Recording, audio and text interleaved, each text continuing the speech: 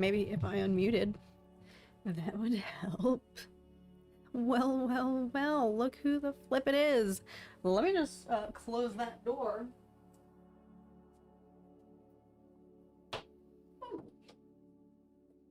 That's a little visually better. Sorry, should have done that beforehand. Was scrambling a bit.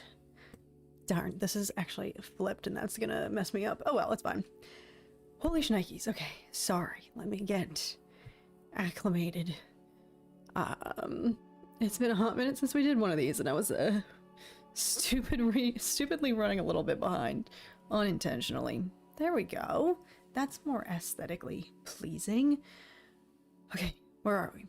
What are we doing? What if we, what am I doing? What have we gathered here for? I've lured you all here and I have no plan. Art stream indeed, Dardock. What's up, Ronan? And shout out to Sean, who is holding it down. Picasso time, I don't know about that, but we're gonna try. Shout out to Sean, who was holding it down in the early game, in the pre-game chat, before the real varmint joined, as well as Jason Corona. Now we've got Shock Blast 97. What is up? Thank you for this lovely comment. How are you doing today? And I can't wait to see from the spectacular artists. I'm doing amazing. Thank you. I'm very excited. Daddy Josh, what's up? What's up? Yeah, apologies. I'm scrambling here because we haven't done one of these in a while, so I had to get situated, as the lighting is going to bother me. What is causing that? We might just have to deal with this shadow for now. Also, can everybody hear all right? I'm using a new, this isn't new, this used to be my travel microphone, but I have since seized it and reclaimed it because it's in a lot better condition than our previous Yeti that we were using, which is quite old at this point. So, we have commandeered it, taken it back, reclaimed it for permanent usage. And so let me know how it sounds. It should be more crisp. Our old Yeti was kind of on its last legs. So hopefully audio is a bit better. What else? Okay, there were going to be three other things. Three other things before we get started. One, y'all are gonna be looking at my hands a lot during the stream. Avoid them. They're so dry because I'm in the process of still reacclimating, and hey, it's freaking freezing. And I haven't lived on the East Coast for a winter this cold in 5-ish years. So I'm still getting adjusted to that. So if my skin is dry, just pretend it's not. Don't look at my nails. They've not been done recently, but we have a event later this week that we are going to, a holiday event, and then it's the Army-Navy football game this weekend, so I will be doing those later. Here I am already almost falling off my chair, but we replaced the chair. Y'all remember the previous paint streams? My chair had only 3 wheels, and so I literally, every time I sat down, was like almost unintentionally breaking my neck. This is a replacement chair, but clearly I still can't even sit stably on this. And third, and perhaps most importantly, I guess none of y'all listened when I commanded thee to root for the Eagles for Monday Night Football, you guys, come on. I said, y'all, just make a little bit of a concession. I don't care who your team is, I don't care if your playoff chances are still in the air or tarnished. Y'all can just root for the Birds for one day, and it seems like none of you did, so... no, we have nobody to blame but ourselves. We're really circling the drain. So, housekeeping aside, audio is good. Sweet. Mic looks pretty durable. It is currently sitting on my copy of Dune and The Hobbit because it's a tiny little thing. It's the Yeti Nano, so it's quite small. Like myself, it's the miniature version, and so I had to prop it up, give it a little bit of height. But glad to hear it's looking good. Nice, Shock Blast. I'm also currently drawing something right now, and I would definitely love to get your opinion / feedback. Oh, well, I would be super honored. I love to hear that we have a fellow artist here. Caver, what's up? Just finished an exam. Perfect timing. Alex, what's up?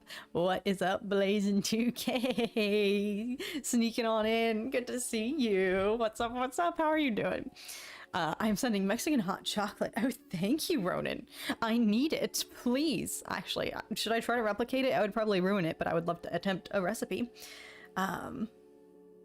Glad you have a different chair. Yes, Sean. Matthew, what is up? Thank you guys so very much for joining. Bew's here. Let's get it. Devil 6661. Sorry, did I just say Devil D-Will? D-Will. Sorry, I'm botching everybody's usernames at once. But thank you all for joining. I know we had teased this. Now, how can I'm gonna do a little bit of tweaking here. Just bear with me because it's gonna bother me. This is mirrored right now. Yeah, because y'all are reading that backwards. Let me see if I can tamper with this for 1 second. Hold on. I think I'm figuring it out, but we're gonna have to do this manually. Bear with me. This might be painful. Okay. We're gonna flip this around so that y'all aren't staring at the reverse, because that will throw me off if you guys are staring at the reverse. Because there's nothing worse than that. And the other fellow artists here will know. Okay, hold on. Patience. Wait! Okay, that was a lot easier than I thought it was gonna be. Okay, shout out. Never mind. Fellow artists will know that it's so diabolical. You could spend hours working on something. I learned this from like art professors and whatnot, different art teachers that I have had throughout the years. And a good kind of little trick to keep you on your toes is flip it either upside down or, you know, look at it from a different angle, and it just changes it completely and totally messes with your brain. So we don't want to be doing that prematurely. We don't want to be doing that just yet. All right, I'm stalling, so let's get in. It is not going to be a Star Wars drawing, Caver, but I've had Revan on my list for a long time, Jason. I would love to do a Revan. You know who I really want to do is Darth Malgus. I love Darth Malgus, and I would love to do a Malgus piece, so maybe someday. Holy shnikes, it's currently 34 degrees where I'm at, so I feel you on the dry winter skin. Yeah, apologies, y'all.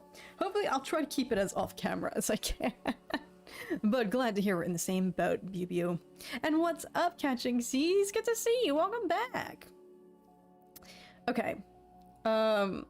What was I saying? All right, so I'll just get to it. So today, we will not be doing anything Star Wars related, but we have a game plan, but I'm kind of winging it a little bit. A lot of this is going to be very new to me, but that's okay. But that's why I've summoned y'all here for some moral support and to just shake things up and keep it fun.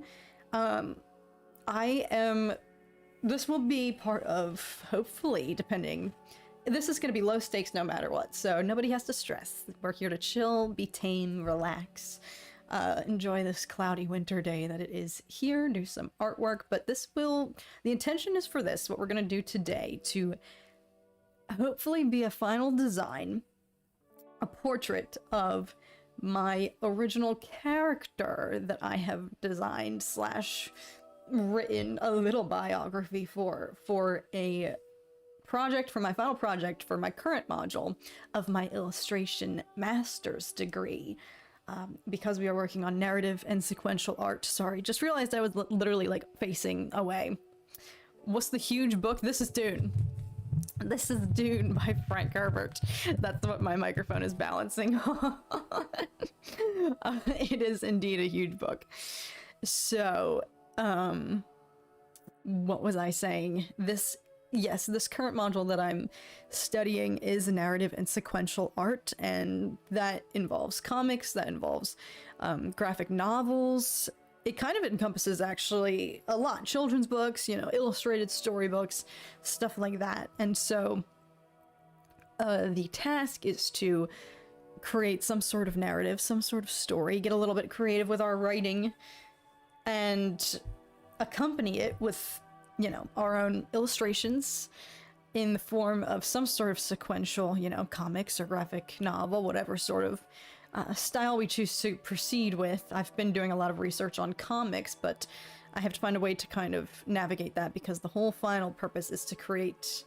I've chosen to do a pitch for concept art, you know, paired with kind of a storyboard for a video game idea that I have that will not come to fruition because I can't code to save my life. But if any of y'all know anybody or know how or have any connections with EA or Ubisoft or whatnot, then that's what will happen. So without further ado, I'll show you the kind of precursor to, if I can flip to the correct page, what will be the reference for what we are doing today. Yes, okay.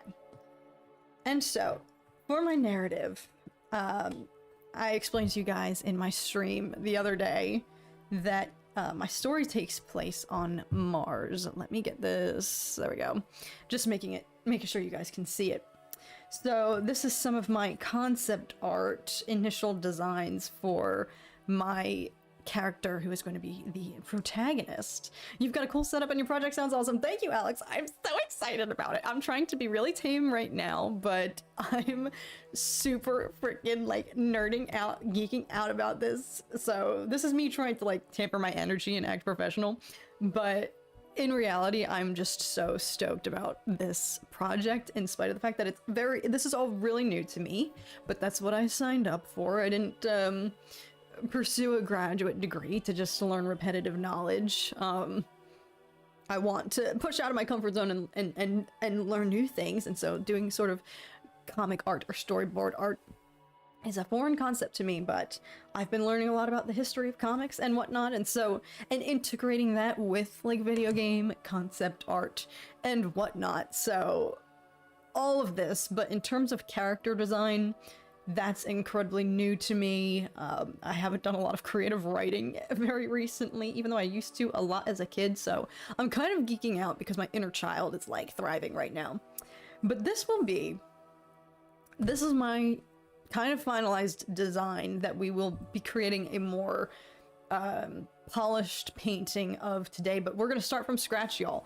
We're gonna start for once with a blank sheet of paper. This is new for the cat paint/art streams, because normally I don't like to show y'all this. I've admitted and confessed that I usually try to get it to some sort of crafted state, so you guys aren't witnessing the kind of the trust the process, you know, stages of, you know, the evolution of the contour drawing and whatnot, and then the initial stages where we add paint and it kind of doesn't really look very good at first. It kind of just doesn't look like anything.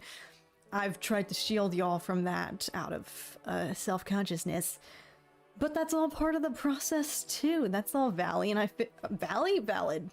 We've only been going for like 10 minutes. I already can't speak. And I thought this would be especially cool, and I know some of you guys have voiced an interest in seeing the actual process of going from a blank page to a finished product, and that includes the good, the bad, and the ugly in between. We're here for all of it, the meat and the potatoes and the appetizer and everything, the palate cleanser, even if it gets messy in the mix. So I'm just gonna release my inhibitions and clue you all in on, because also this is just new. I don't even fully really know what I'm doing. All of this is to say, this is very new for me. I've not done character design really ever, but I did it a lot more as a child, so I haven't really done it in my adult artistic career. And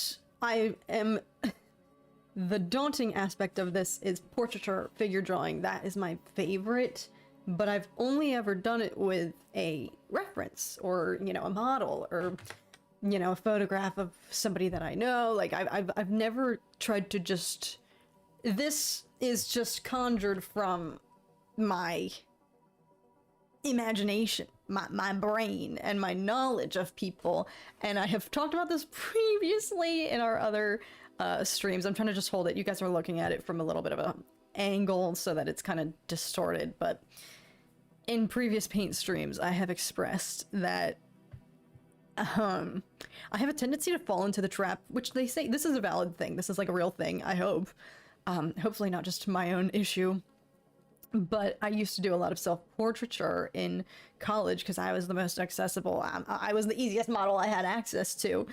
And in the, you know, process of doing that, I just became very acquainted with my own features. And so I would often be drawing other people at times, or just other models, and people would be like, well, that still looks like you. Now that's freaking narcissistic AF, so I'm trying to shed that and, you know, eradicate that from my figure drawing, you know, expertise. But, so I'm trying really hard to make her not necessarily look like me, but I can't necessarily you know, your own face is the one that you see every day. So when I'm going off of just off the top of my dome, no reference photos or other, you know, models or anybody that I'm trying to use, you know, I had even considered like looking up the different type of features that I wanted her to have and photoshopping them all together so that I had something to reference. But I kind of want to accept the challenge of, this is why we're all in this together today. Y'all are gonna hold my hand through this. You know, making a portrait from start to finish was just off the noggin. Get creative, have fun with it. And so that's why today's just going to be a little no pressure. We're going to eliminate any self-imposed pressure. Because don't get me wrong, y'all, there's been trial and error with this. Yeah, it's been interesting. But if for nothing else, I need to get into the habit of drawing this character over and over again. So there's already the initial challenge, the first wave of how do I even draw her and try to make her look like a real human when I'm not using any sort of reference. That's new for me. I'm not saying that's that difficult because, hey, other artists probably do that all the freaking time. That's difficult for me. That is new territory for little Miss Cat here, but that and then the process of, okay, now I have to draw her over and over again because I'm going to be creating some sort of storyboard that features her repeatedly. So today we are just going to get in the groove of establishing, finalizing what she's going to look like so that I can get more comfortable and acquainted with this character, drawing her over and over again, even though I fully don't necessarily know what she's going to look like. I have not played KOTOR Caver. I have to remedy that.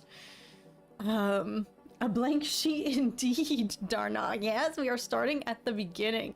So we're gonna be here for a few hours today, folks. She kind of looks like Jackie from the Acolyte a little bit. Interesting, Bew. I love to hear that. Hey, I'm happy to hear that she looks like anybody else other than me. If I came on here and y'all were like, she looks like you, it was gonna be over. My mother has joined. I knew she would. She's always, whenever there's art involved, she's happy to see me create Mama Barbs.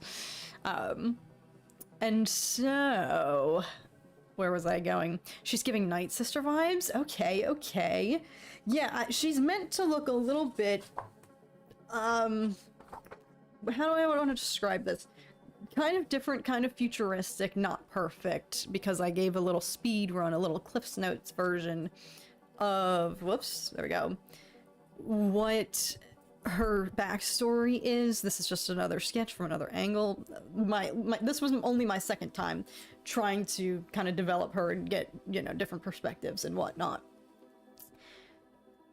So for those who were not here on my the 66K stream this Sunday, we gave a little speed run, a Cliff's Notes version of, you know, why I chose some of the characteristics that I did, some of the aesthetic decisions. She is stationed on Mars and she has been there for a hot minute, and I won't go off about this again, but we went on a little bit of a tangent about how in my story, you know, that I'm creating, I'm focusing on the fact that life on Mars actually kind of stinks physically. It's not actually that glamorous or ideal because our bodies are not. This would be in the kind of nearer future in which there are fledgling colonies. Like human life on Mars is just kind of starting to expand. So there are colonies of maybe 100 or so people.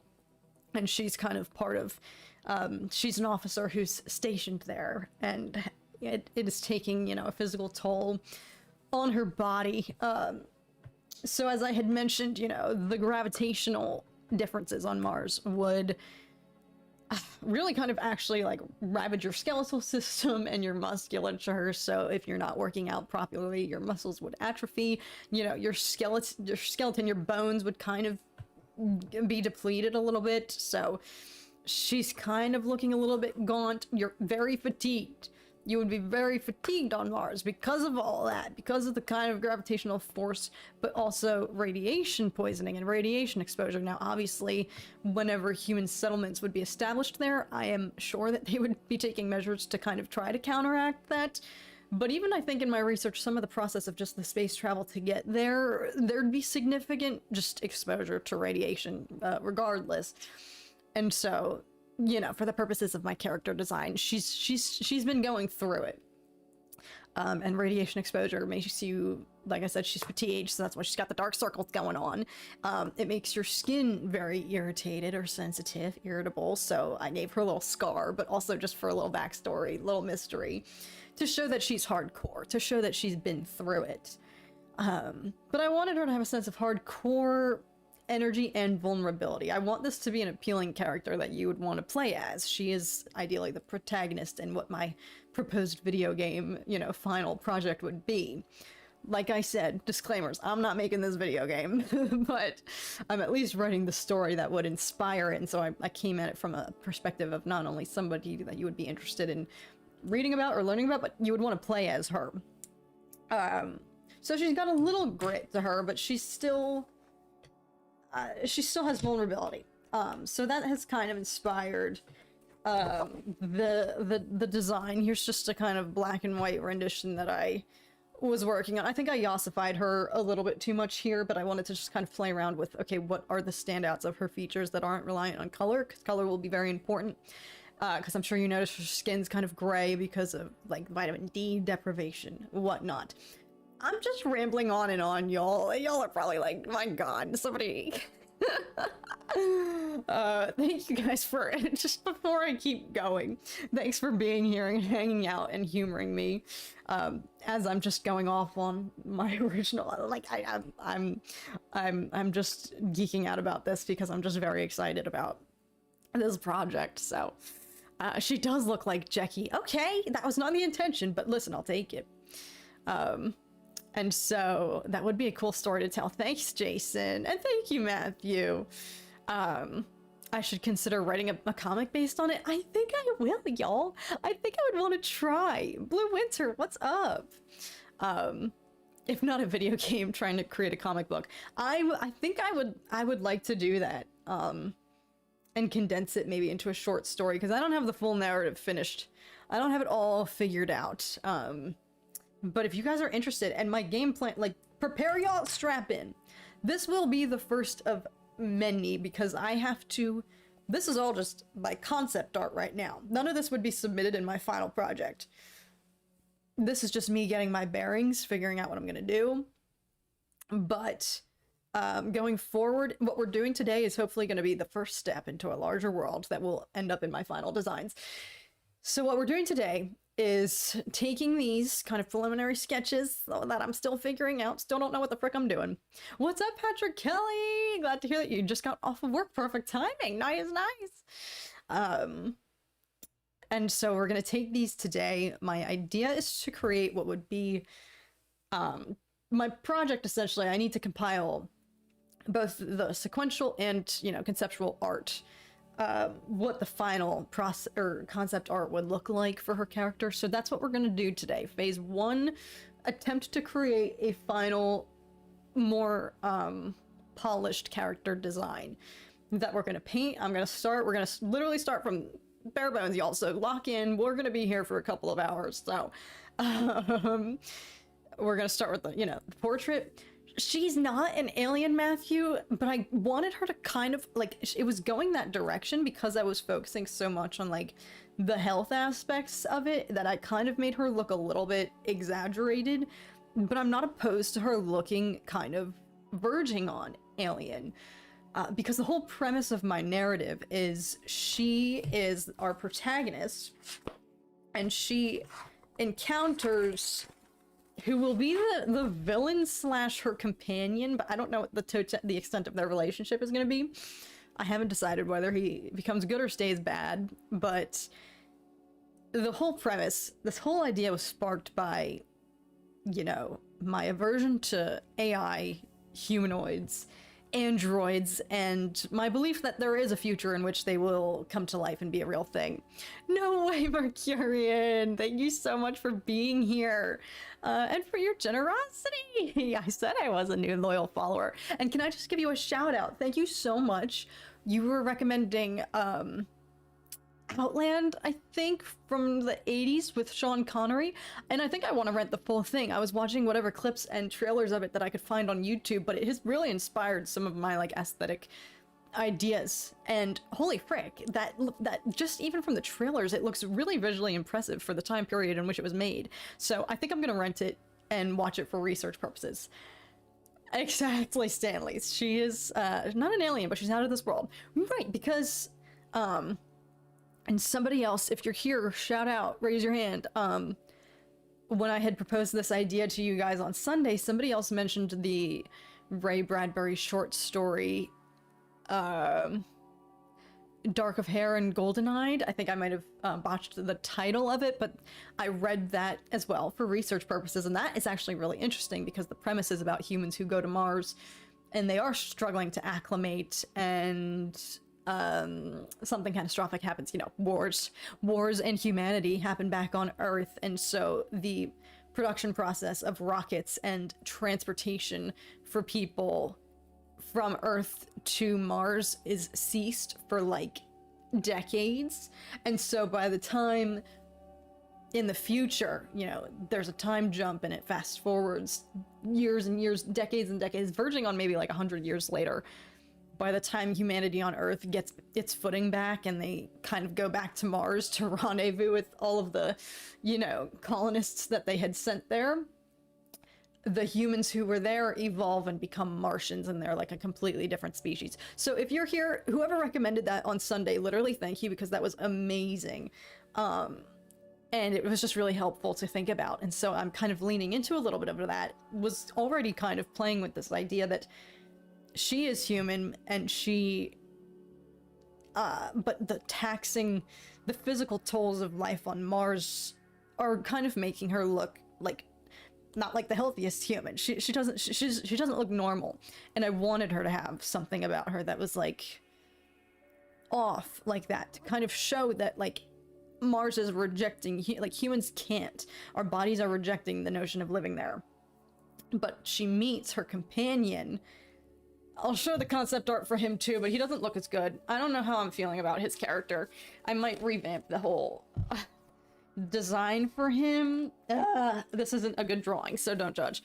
She meets her companion. He is an antagonist who is an AI kind of humanoid that attacks one of the colonies. He comes from a species that attacks one of the fledgling colonies on Mars. Ew, this drawing is not good. Don't judge.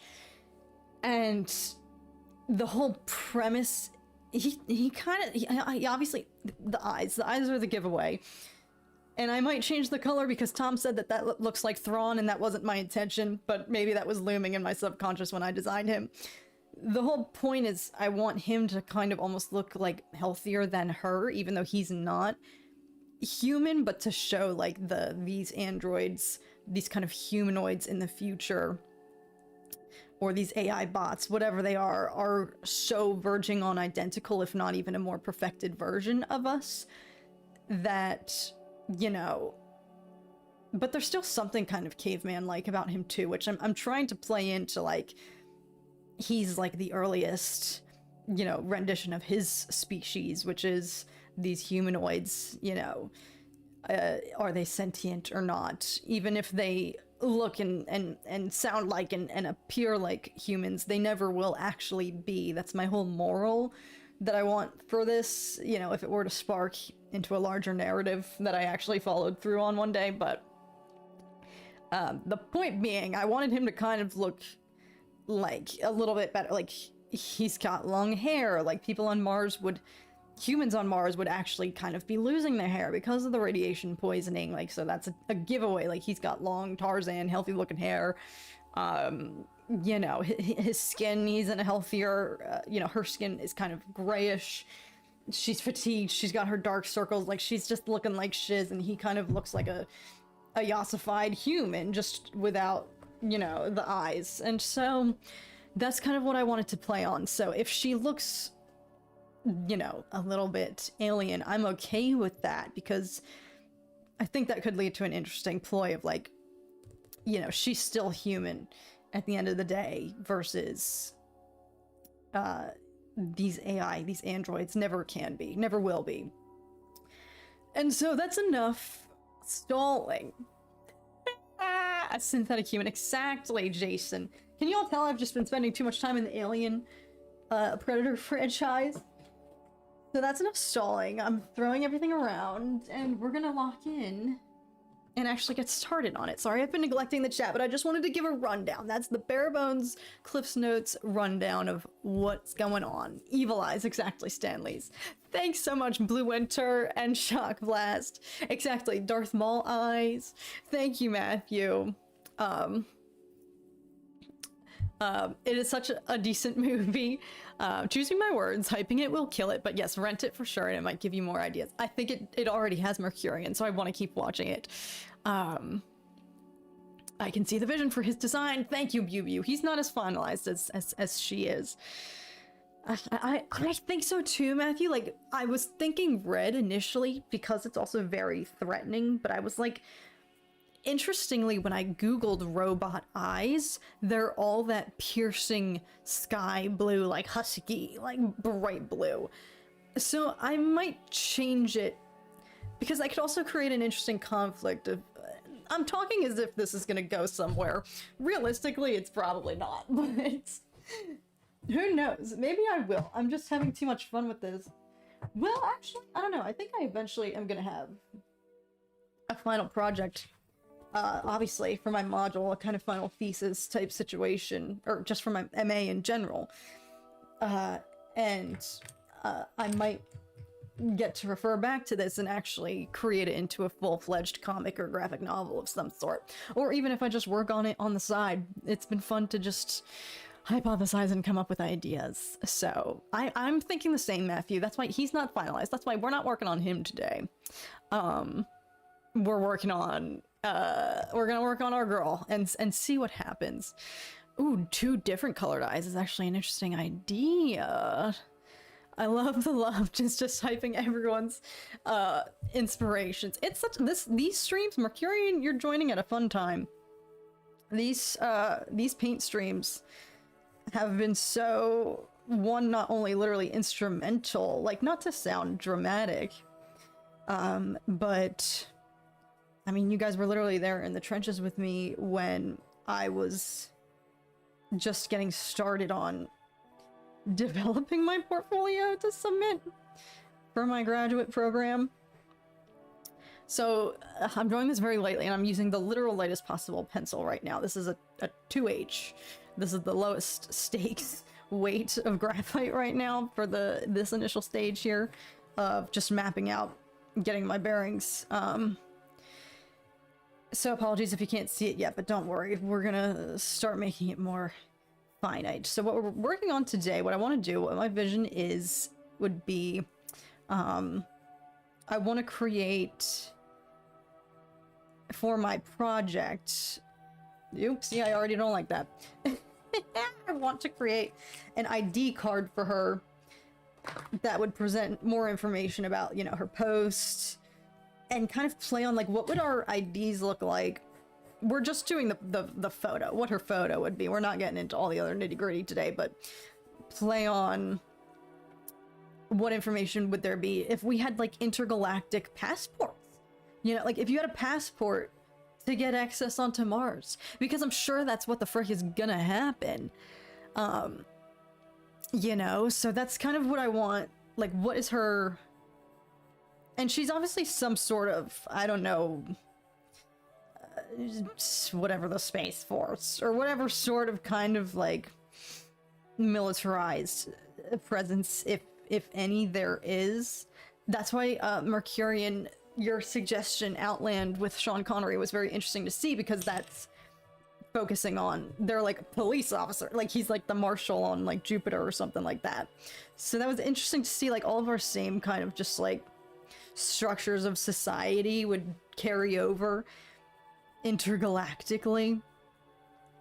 But I want to kind of pitch this in with my final, you know, art that I create for the project. This would be like her photo for her.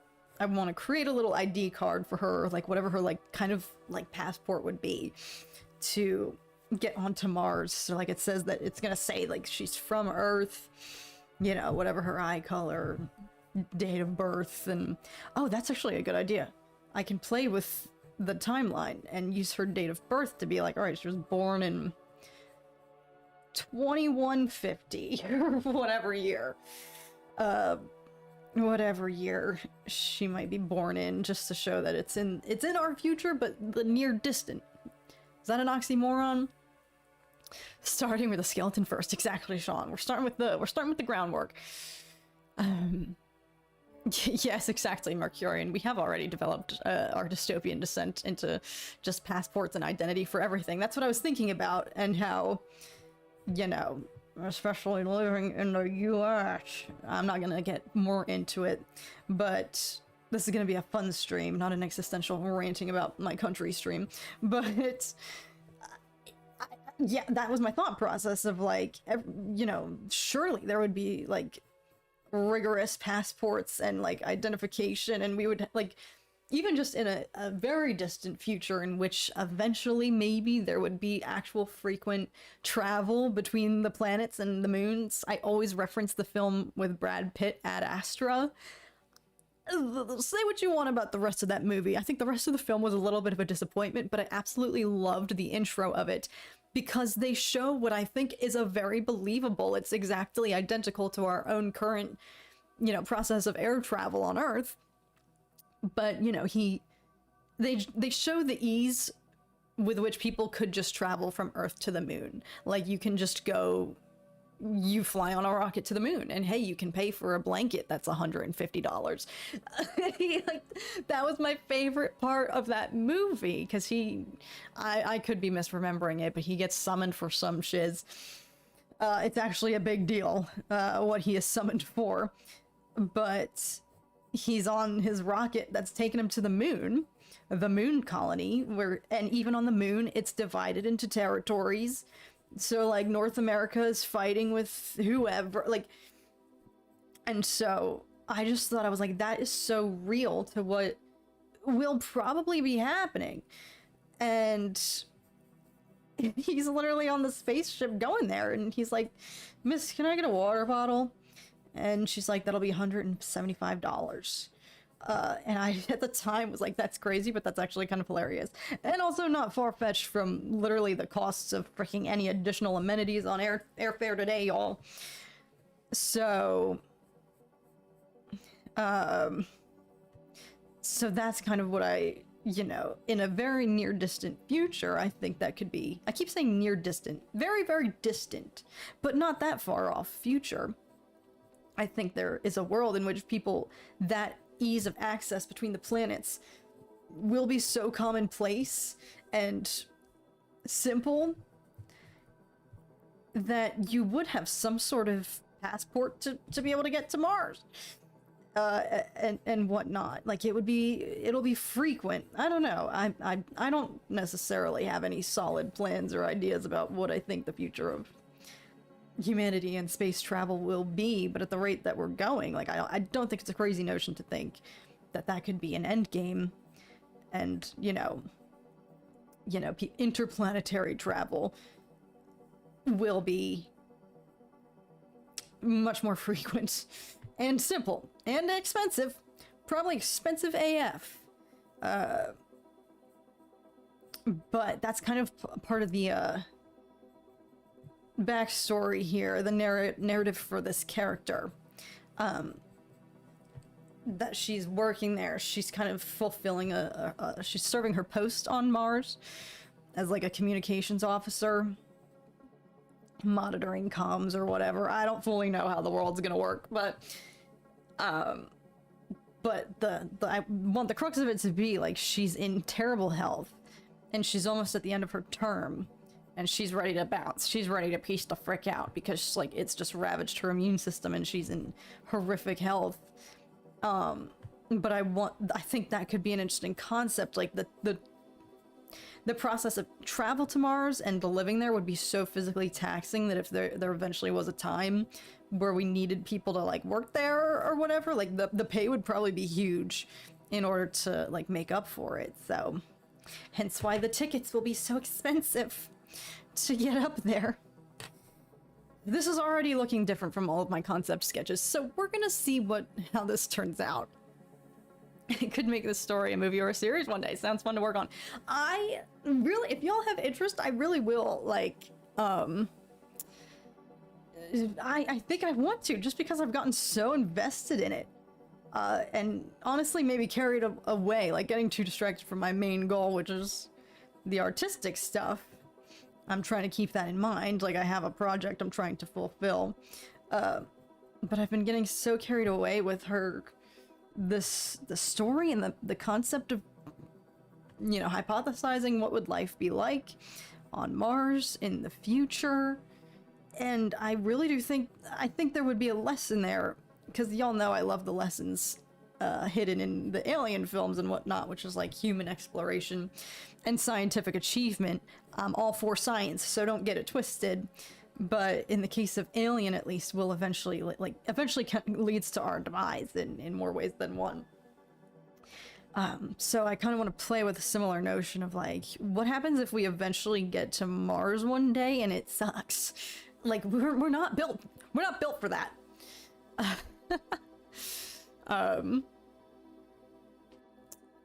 Peace out. Oh, thank you, Charlie, for being here, stopping in quick. We'll catch you. I'm gonna be here for a while. As y'all can see, we're starting from square one for once. You guys are privy to what goes down in the early stages, but we're gonna try to take this from, you know, concept to a finished project. So that was a very long-winded way of saying what we're working on today is going to be a more kind of finalized, polished portrait of our main character and what her ID would look like. You know, her kind of work badge and whatnot. And I will later create said ID with some details and play around with what year, you know, her date of birth and whatnot, to kind of give a different sense of the timeline and allusion to how far in the future this actually will be. Yeah, exactly, Charlie. Humans can barely handle Earth. It does sound like I'm quoting Alien Romulus, Trent, but that's such a good point. The people on that planet, where Rain is from and all of her friends, it stinks. You know, the Weyland-Yutani Corporation, as always, in typical fashion, just ruining people's lives. And so, but I was definitely inspired by that. I was reminiscing on that reaction the other day. I really did love that premise because I could actually root for... It was just crazy because I feel like in that movie, more so than any other Alien movie, they were getting freaking tortured. Like, dying in awful, dragged out, horrific ways. And I think they, more so than any other characters in the Alien franchise, were innocent. Like, they were so... They didn't know. They couldn't have known. Now, they were bullying the android the whole time, so that pissed me off. But in terms of, like, they were just trying to get a better life. So that was, I just thought that was really sad. Like, out of all of the Alien movies that I've watched so far, between, you know, the originals, Aliens, you know, Prometheus, Covenant, like, they, out of all of the other kind of crews that we have seen in those films, in my opinion, were the most innocent, because they weren't trying to discover anything new. Like, they weren't going off and doing irresponsible scientific exploration, even though all signs were leading to y'all are going to die. Like, leave now and never come back. Like, what they should have been doing in Prometheus, at least. But in Romulus, that wasn't the case. They were innocent, but they were dying some of the worst deaths in all of the Alien franchise, if you they were getting beat up. But I really liked Romulus, in hindsight. Everything up until the very ending, I liked. Because y'all know how I feel about that freaking stupid trope from that freaking franchise. Women birthing alien babies. Enough said. But yes, I've realized through this that I was heavily inspired by the prospect of Romulus. What else has been inspiring me? Just the Alien films in general, I guess. And low-key, honestly, just thinking about all the other video games that I've been playing. Okay, her jaw is off. We gotta fix this. I keep getting flashbacks to, like, Outlast. Good times. But I gotta get back into the video game stuff. We've been out of it. I need an escape. I want to do more. Welcome to the apprentice level, Mercurian. No freaking way. Welcome, welcome. Thank you so very much. You've been incredibly supportive over the past, like, 48 hours. And I just love it because it was sparked from you having no, no memory of subscribing to this channel. Oh no, I chose the rookie level. We're honored that you chose any level, Mercurian. Truly thank you. That is incredibly, incredibly kind. I just love it because, like I said, the origins of trying to trace your steps and remember when/how/why you subscribed. I just love the honesty there and then what it has turned into. So thank you for sticking around. Oh goodness. I've seen some documentaries that scientists think it might be possible to terraform Jupiter's moon, Europa. Hey, I believe it. Kat, I'm so glad that you're loving the horror and the mix with the alien movies. I am, Charlie. I am. Let's shake this up and add a little bit of color as a baseline so that you guys can see what I'm doing because this is still very, very faint. I loved the actor in Romulus who played Andy. He stole that movie. I loved Andy. Even when he was going off his directives from Rain, and, you know, veering off of his usual programming from her and doing his own thing, I still was rooting for him. I was never not rooting for him in that movie. I'm glad I stumbled upon it. Oh, goodness. What is the main... So the main story of my character. Good question, Blue Winter, because I've just been alluding to all of her kind of physical traits, but not actually her story. So, as you all saw, maybe, in my sketchbook of the initial concept artwork I was doing, her name is Lorna. And as I was teasing on Sunday again previously, I was taking a lot of inspiration from the fact that whenever I would take acting, my acting teachers in the past have told us, like, don't be afraid to look up the names of, like, characters when you get audition scripts and whatnot, because there could be clues in there, because everybody's name has a meaning, and writers choose character names purposefully. They're not just, like, accidental or random. Like, everything is intentional and purposeful and has a meaning. So the premise of her character, you know, before she meets the antagonist who will kind of turn into her companion / enemy, again, I don't know what their dynamic will fully be, but the whole premise for her, she's working in, like, basically solitary confinement, because at the point that she is on Mars, like I said, the pay is good for her. Like, she's fulfilling her term before she can peace out and get the frick back to Earth. So she's stationed there and has to fulfill a contract, a time commitment, and she's, you know, being paid well because it's awful working conditions, and she works in a solitary position as a telecoms officer. So she's basically just monitoring any sort of communications between the fledgling colonies that are in her sector. And so her name is Lorna because I was looking up names that mean, like, alone or lonely. And apparently Lorna does mean that. Let me fact check. And I also was like, you know what, that's pretty actually cool. Because I also... See, the first thing that comes up when I Google Lorna is the band Lorna Shore, which I would recommend, but tread carefully, y'all, if you've never listened to super heavy metal, because they do some crazy shiz. But I had obviously recognized that name from that band, but I didn't know the meaning of it. Now, hang on a second. This is lying to me. I swear, when I first Googled it, it's kind of inspired by... Yes, perfect, okay. Literary meaning in Lorna Doone, which I guess is a book of some sort. The character, blah, blah, blah. There are interpretations of solitary one or forsaken, because these are secondary to the invented origin of the word. So when I think I read that when I pulled up the original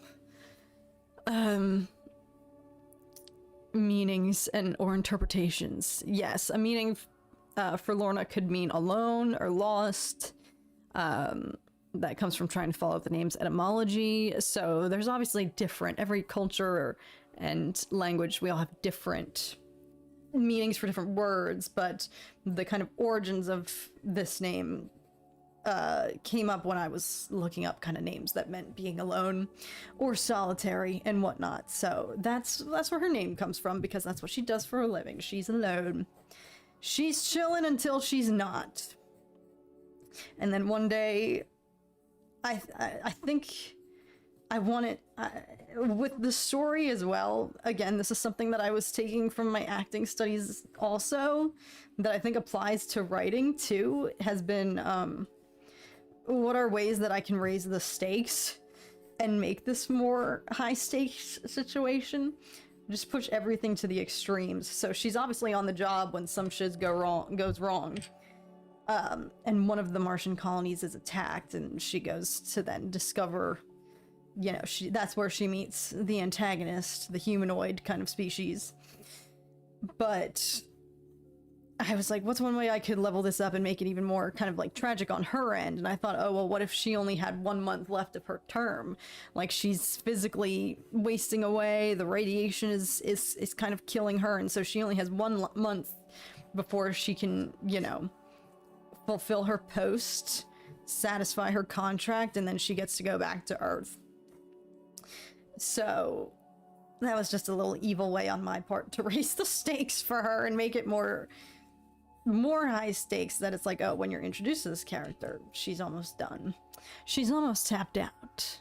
I do like my medal, says Ty. Well, give Lorna Shore a listen if you've not already. Oh, Mercurian, you know, there might be some roadblocks there. Like, I think you have to remain, I haven't caught up on the parameters for memberships and how it works, but I think once you choose a level, it does keep you there for a hot second before you can level up. I could be wrong. But thank you for even just your willingness to, and your generosity. It means a lot. Especially, again, I promise I'll drop this because you have proven your loyalty, but I just think it's so funny that on Sunday you were like, how did I even get here? I think that's so funny. And it was refreshing because I sometimes will get comments like that on live streams, especially. People will chime in and be like, I don't even know why I got recommended this. I don't know who you are. What are you doing on my homepage? And I'm like, I don't know, but you clicked. But you're here. All right, let me look at this first. Something is still wrong with her jaw. I keep yossifying her jaw over here. And it's not...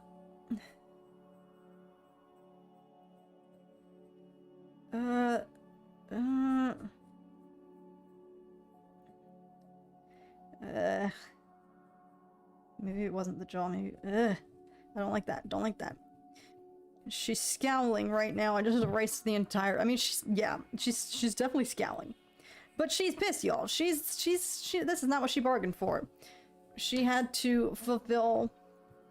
Well, I don't know. And also, all of this is all just kind of extraneous, just backstory for me to think about her character design and her kind of disposition and personality, because none of this is necessary for my final project.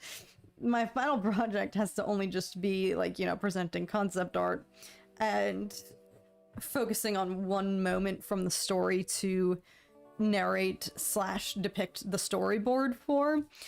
So maybe I will just send it full throttle after my project is done and continue the story, because I'm getting so passionate about it. But all of this is like backup information that I just am sorting through to determine her traits and whatnot, because I want there to be something tough about her, because like I said, she's kind of a little bit been put through the ringer. She hates life on Mars. She's ready to get the frick out.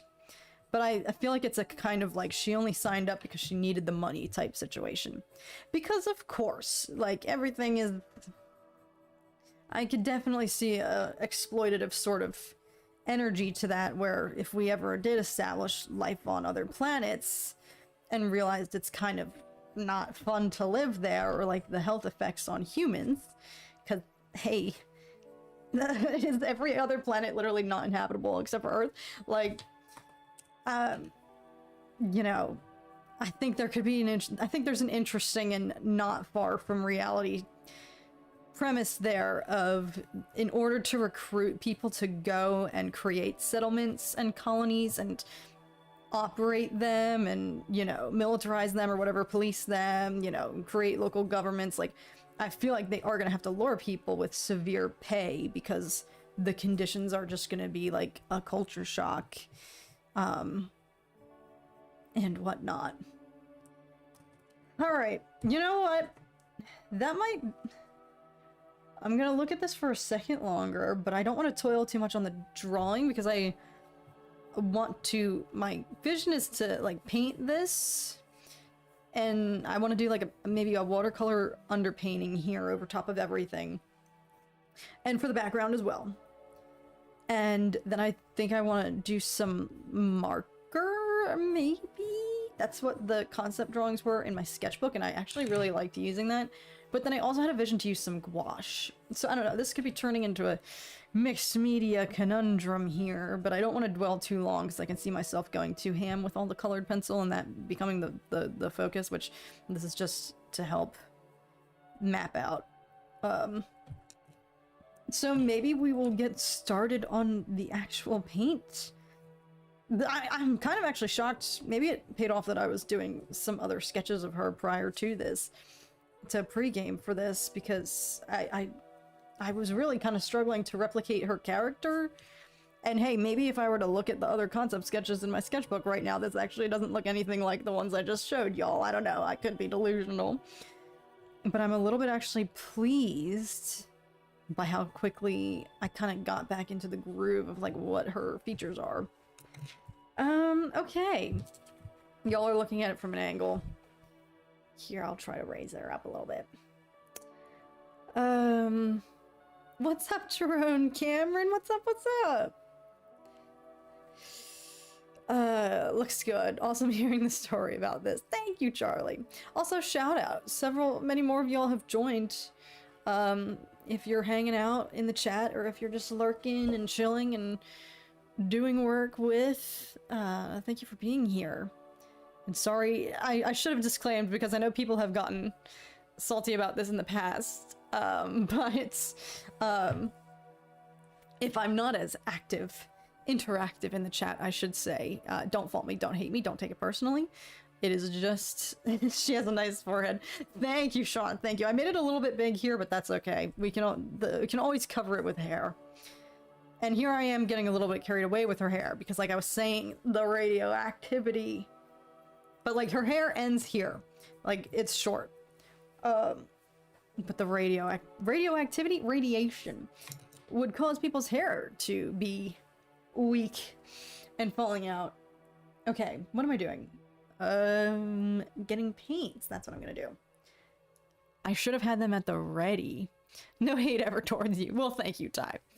I'm gonna just literally for a split second, actually, let me make sure it loaded correctly. Is it there? Yeah, I'm only just going off camera so y'all don't see me scrambling behind the scenes. I'm just grabbing my watercolor for like 2 seconds. But then I have everything else at the ready. My brushes, my water, my paper plate that I still use as a palette because I'm unprofessional, but we have our real studio set up now, so I can no longer have to do that. All right, give me like 0.2 seconds and we will be literally, I'm not kidding, right back.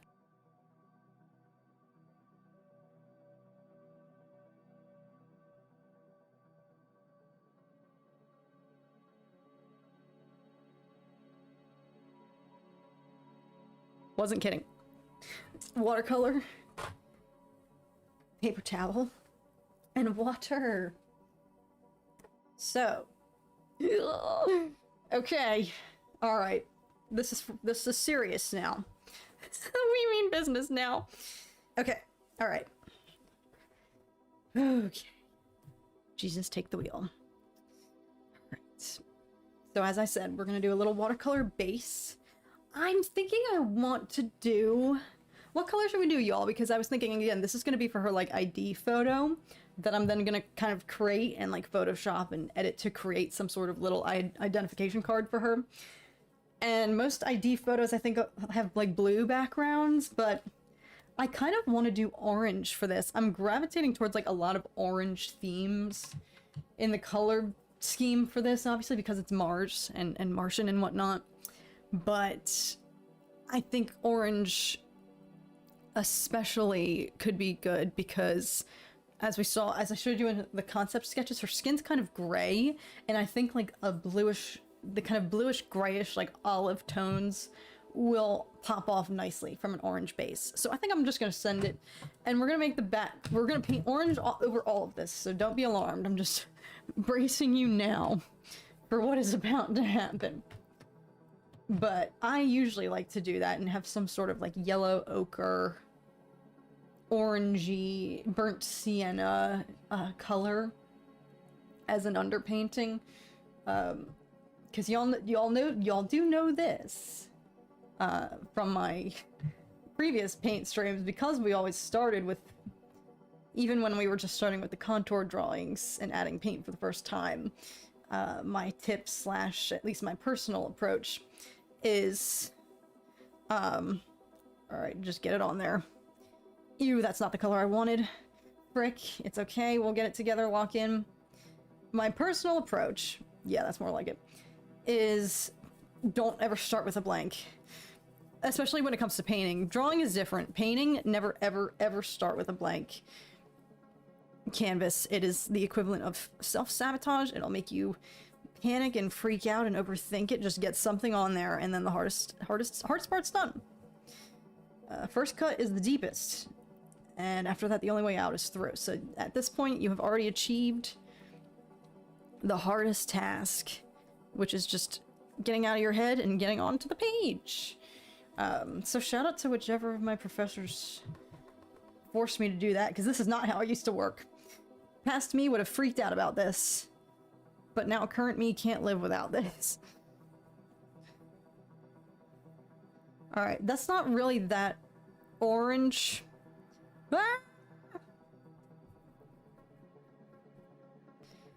But now that we have something on there, we can correct it and maybe just do some more like orange undertones in her,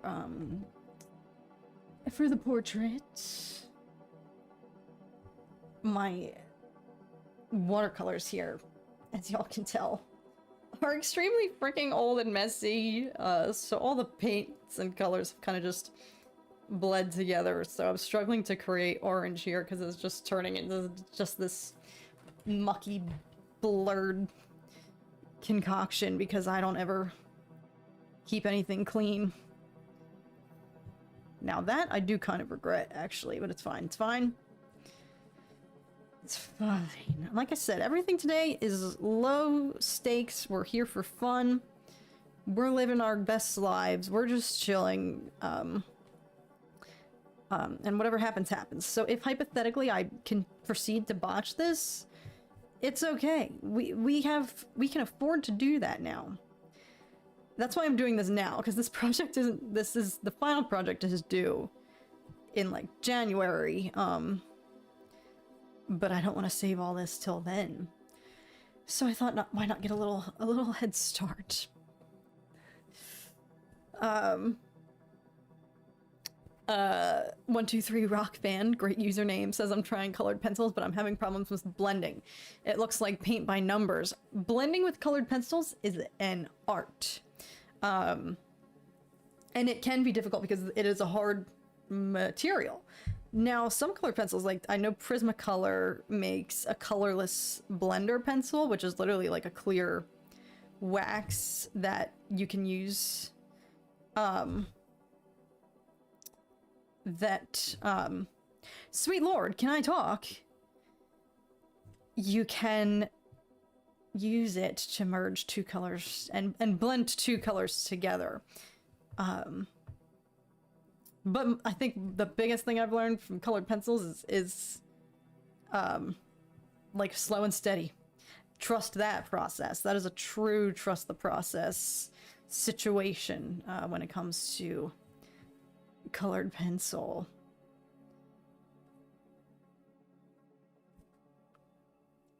I believe in you, though. You've got this. And hey, there's nothing wrong with paint by numbers. That is a vibe. Oh, frick. I don't like what happened over here. Okay, blend. Blend it out and say a prayer.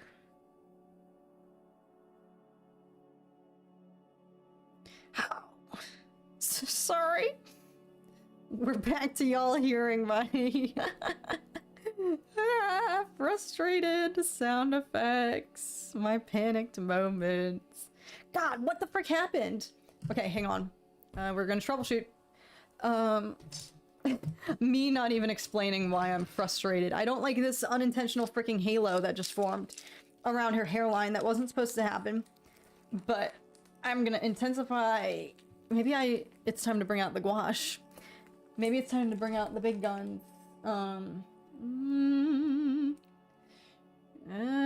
No, hold off. Stick with the watercolor for a hot second. Be patient. Calm down. Sorry. My brushes are all still taped up from moving to secure them. And I didn't think to untape them prior to this. Ugh. There we go. Also, sorry if this mic is sensitive and just picking up literally every little sound possible.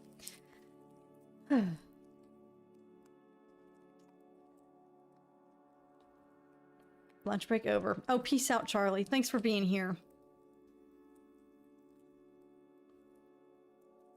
What's up, Jay? Good to see you. Thanks for tuning in. And as always, shout out to anybody lurking. Shout out to the lurkers. We love you. A few more classes to teach, and then it's the holidays. Heck yes. Hopefully you're taking a nice vacation there, Charlie. Getting a nice long holiday break. You deserve it. Oh, God. Why have these colors forsaken me? Okay, hang on. That was a good color we actually just mixed. Hang on, hang on. Okay, alright. Breathe. Yes! This is the color I wanted originally. Why couldn't I make it? I'm just doing this along the outline of her, like, hairline. Well, frick, I guess her entire hairline. But it's not, we're gonna, don't freak out. Trust the process, everybody. Trust, stay calm. I'm just doing this to get rid of whatever that weird kind of halo was that was happening around her hair that was bothering me.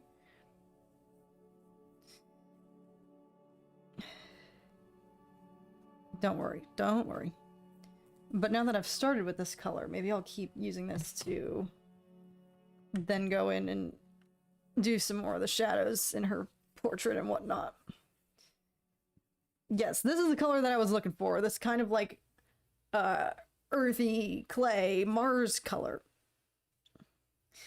That's what I wanted. Well, okay, alright.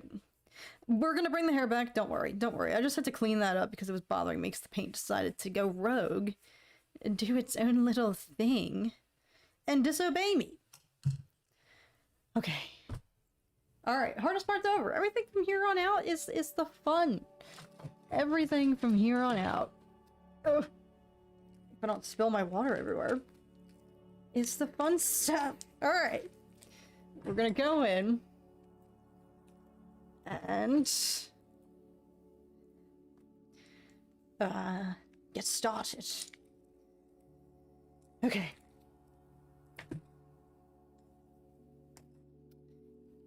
Do I have any plans for the holiday? I am not sure. What's up, Across? Thanks for being here. I don't know. The biggest plans I have coming up, honestly, the biggest holiday in this family is the Army-Navy game, y'all. Army-Navy this weekend, everybody. That is in the family that I married into, that is a bigger holiday than Christmas. So, but beyond getting together with family, and this will be the first holiday season where we don't have to like fly and deal with, you know, LAX travel, which was never great. So I am looking forward to that. My only plan that I really have is I want to, in Philly, there's like the Christmas Village in downtown Philly at Love Park, I believe, and it's been years since I've gone to that, so I would love to go do that with my fam. But other than that, nothing major yet. We shall see. But 123 Rock Van asks, do you ever paint or draw at coffee shops? I'm too scared to do that. Oh, but that's actually kind of genius. You've done it a couple of times and people commission you because they see your stuff. That's actually pretty genius. That's a way to hack the system. So maybe I will. My problem is I probably wouldn't be able to paint in public, but just draw with my sketchbook, because if y'all could see, I mean, you can probably see and get an idea of it from these friggin' paint streams. I'm a little bit,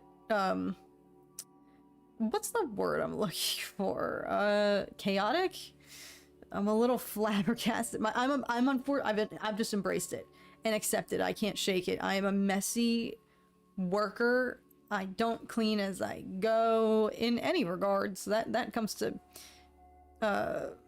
everything I do, but unfortunately with my art as well. Oh god.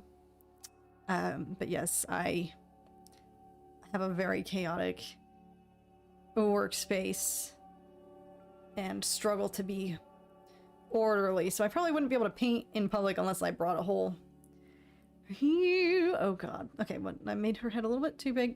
Everything is fixable. Everything is fixable. It's fine. Calm down. I wouldn't be able to really paint in public unless I had my setup on lock and I could go somewhere I could spread out. So maybe not a coffee shop unless they had massive tables. Go Navy, says Jay. Ooh. Go Army. But oh yay, my mom confirmed we are definitely going to Christmas Village. Fartagaz, what is up?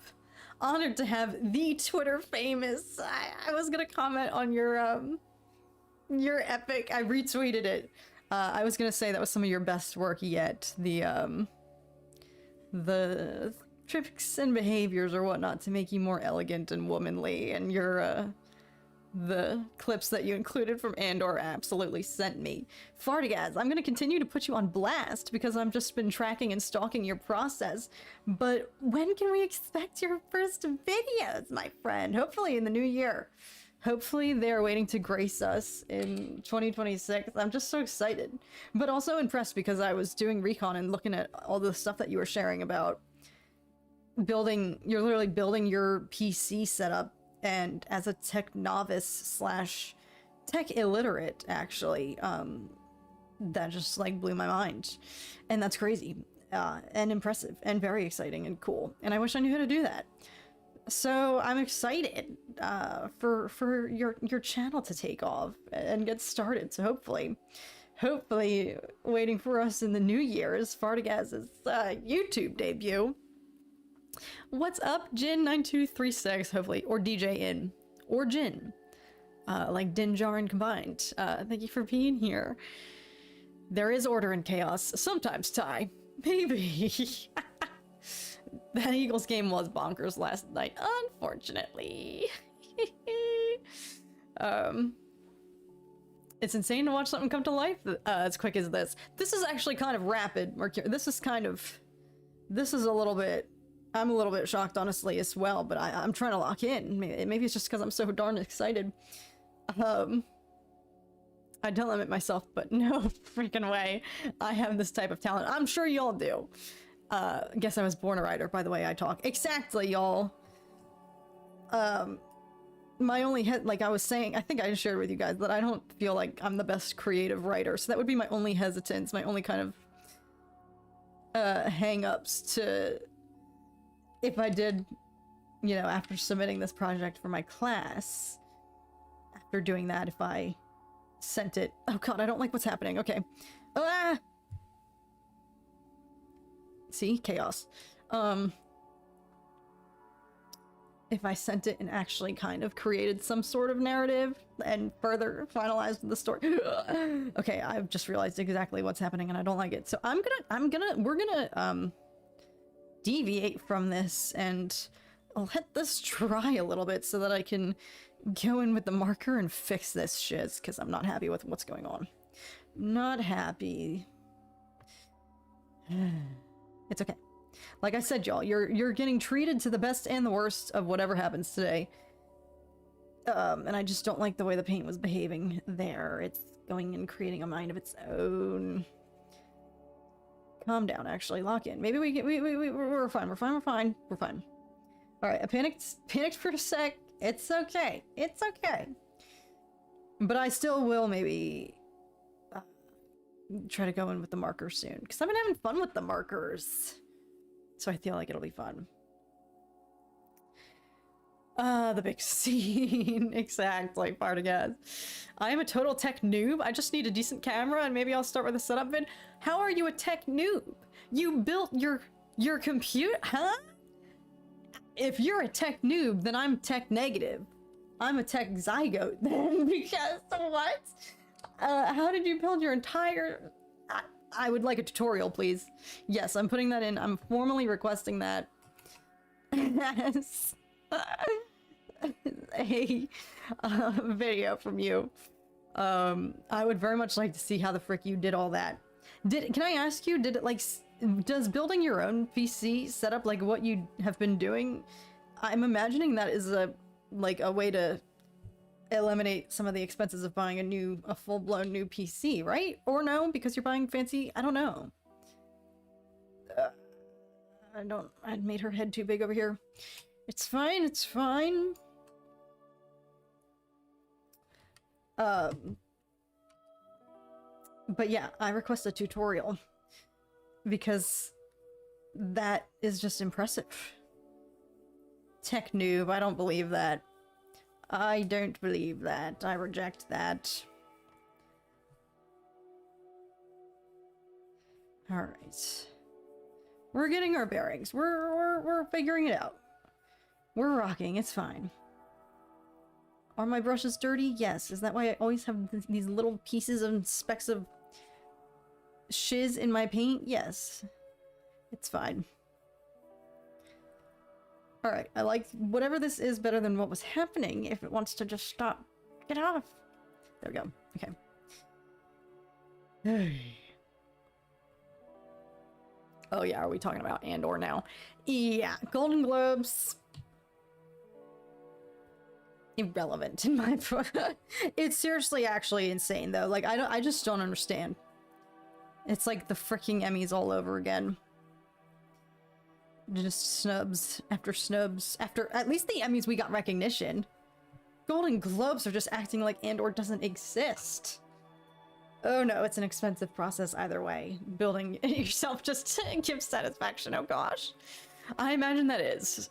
I imagine it is. So bravo to you. Bubu says one tip that I learned for creative writing, just type or write and just type random stuff and let your mind create something until you get into the flow. That's honestly a lot of what I've learned about, you know, just making visual art too. Especially here in my MA, you know, process. My professors are really big, as were my undergraduate professors, but at least when it comes to illustration, that's kind of a different ball game than just painting and drawing, which is what my undergrad stuff was, my focus was in. And my illustration professors are very big on, like, just start going. Even if you don't know what you're doing, it's better to just get started and you'll figure it out. But it's better to have something to work with to figure out from than constantly overthinking and toiling over nothing and then not actually creating anything. So I imagine actually that probably is the case. Similar case with all other creative aspects like writing or songwriting.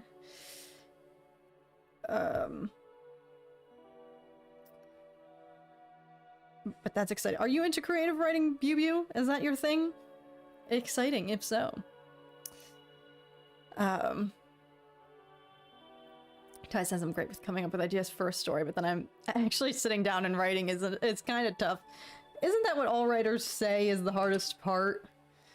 The actual writing and finalizing and kind of like editing process. Because I agree. The same goes for like making art too. I love like idea generation, and then when it comes time to actually do it, you're like, oh, and then you're like, why did I think of something so complicated? Oh goodness. At least that has been a recurring case for myself. Alas, that's all part of the creative journey though. Sabotaging your future self who has to actually make the project. Okay, I'm gonna be fully transparent. I'm gonna lay off the underpainting here, because I'm not liking it at all, but that's okay. That's okay. See, that's why I've censored this previously from the process and sheltered you guys from these stages, because this is where I regret my life decisions, think I'm the worst artist to walk the face of the earth. I'm not asking for validation here. I'm just painting a picture of how it mentally, and I'm sure every artist goes through this stage when you are in the stage where it's all just a blob of color and some light and shadow and not actually fully defined, and then you're just like, this is the worst thing I've ever made, but it's not finished. Oh my goodness. What's up, Retro? Good to see you. It's a party. Oh my goodness. Rockfan says, I've come up with great premises for horror movies, but then I'll find out it's already a plot in the Twilight Zone. That's gonna be difficult because aren't there like 1,000 episodes of the Twilight Zone? So I'm sure they covered a lot of ground. Yes, actually writing it and getting the ideas on paper is tough, and it often doesn't sound as good as I thought it did. But keep at it. Exactly. We all have this kind of shared universal experience. I'm not painting me, Jay. Don't worry. She has started to look a little bit. Once we add color, while we let this dry, I'm going to go back over the background again, because I keep shrinking, or I keep expanding her hair, rather.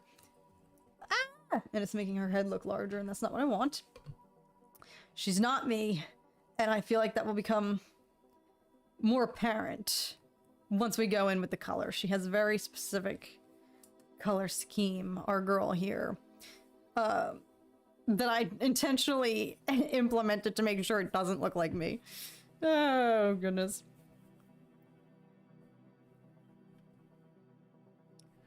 Okay, yeah, I kept just... Frick. No! Okay. Calm down. Alright, just leave it, just leave it, just leave it. Alright, what I'm gonna do, I'm gonna focus on the eye area, and I'm gonna go in, this is kind of... Oh, that's not dry at all. It's fine. It'll be dry momentarily. This will not take long. I'll probably start with the eyes, as I always do. And I'm gonna go in with marker, I think, because this is not vibing with me right now. The watercolors. So we're gonna dramatically smack that closed. Sorry if that was actually really loud. And I think I want to do a base with markers. And then I think I'm gonna come in with gouache to final. I don't know. That's a perfectly fine order because watercolor's lighter. The marker ink is also, gouache can be, that'll be fine. We'll figure it out. Ew, God, I don't like it on the viewfinder at all. Don't look at it. Just don't look at it. Even though I'm making y'all actively look at it. But, Yes, the goal is for her to not look like me. So bear with it. This is the part of the process that I have usually tried to shelter y'all from, but we're here. Only way out is through. Let's continue to lock in. So I'm gonna go in and start work on her eyes and use some markers. Shout out to my dad, because I think these are actually his. But hey, I don't know. Well, I think he knows that they're in my possession now, so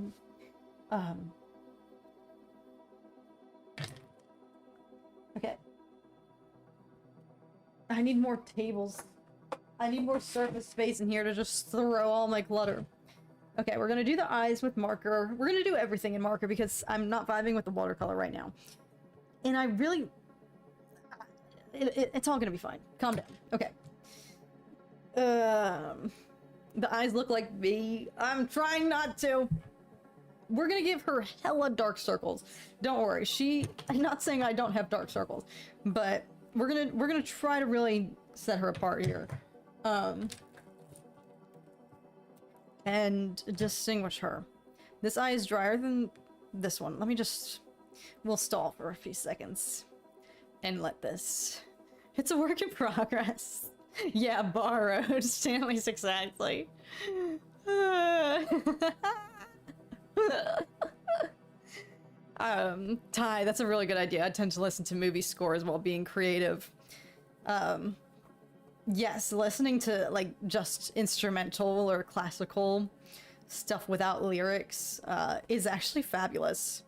You know what I tried, that I think I want to keep trying. Now, I thought I would hate this originally, but, like, for example, I always rave about, like, the Star Wars audiobooks, because they have the score, you know, they have, like, Star Wars licensed music and sound effects in the background, kind of at all times. And it's great. Whoops, get that off there. And so I tried, when I was in the middle of reading Red Rising, I tried to, I found this playlist that some other kind soul had generated on Spotify, just like Red Rising reading music, and it's all this incredible, like, orchestral, epic, like, grand, cosmic, instrumental music, and I started to just play that on repeat while I was reading, and it actually was it was pretty good. It was cool.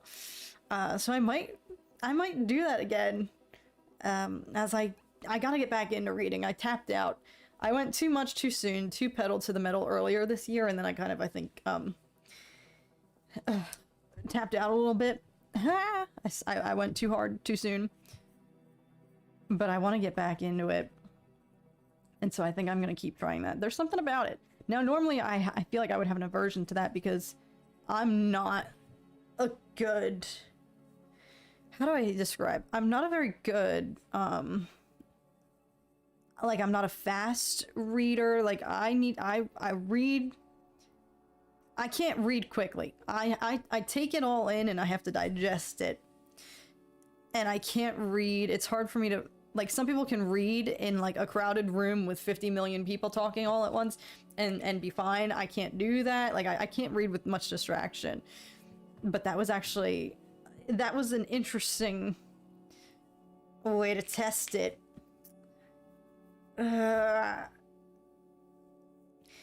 It's still not very dry. It's fine. Okay.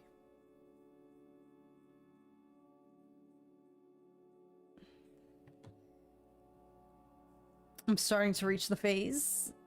There's always one where... There's always at least one phase in the creation process where I regret all my decisions up until this and tell myself it's not too late to restart. But we're not going to do that. We're gonna ride this wave. We've made our bed, now we gotta lie in it. Is that the saying?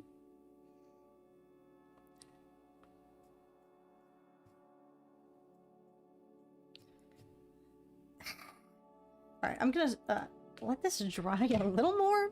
I'm trying to rush it. It's not responding. I need a fan. I need one of those little handheld fans. Anyway. And or is your shower/car playlist, was that on your, if you're a Spotify user, Fartagaz, is that in your Spotify Wrapped? To no surprise. I would expect nothing less from you. Who was it? I saw on Alice. I think Alice also had her, like, top Spotify. Her Wrapped was, like, Howard Shore, Rings of Power soundtrack, and or... I love that. Make your daily life epic.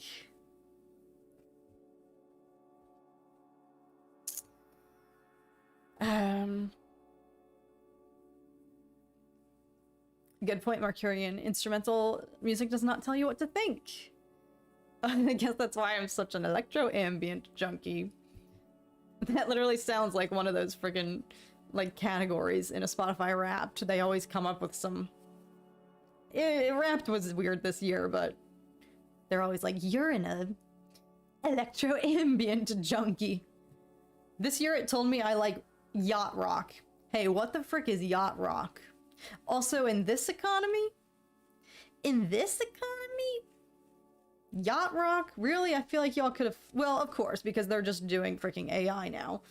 I think that's been the long-running assumption after last year, where it was pretty evident that the Wrapped went from being this magical, wonderful experience, and then they AI-ified it and it dropped off. But yacht rock in this economy, y'all, in this world we're living in,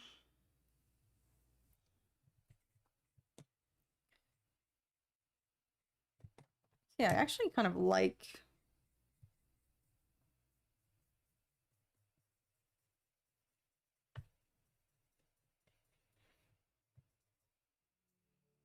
These are not stolen markers, by the way. These ones are these ones are my dad's. These ones are mine.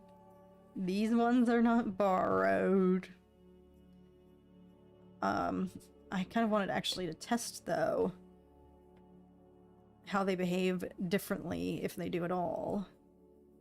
These ones are kind of nice because they're very, like, watery and I feel like they're actually cooperating quite well with the watercolors. Alright, I'm gonna do something kind of hasty, but calm down, it's fine. I love how I'm always telling you guys to calm down. That's really me projecting onto me. Deflecting, but projecting. It's just me talking to myself.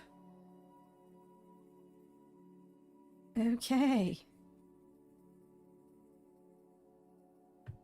Oh, frick. Calm down. Calm down.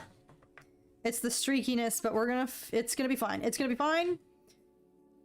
It's fine. Calm down.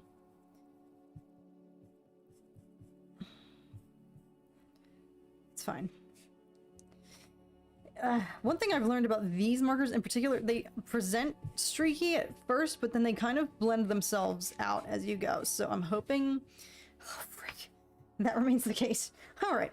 I'm gonna pivot a little bit and sidetrack. And keep working on the eye area. Yeah. Yeah. Me trying to just talk myself off the ledge.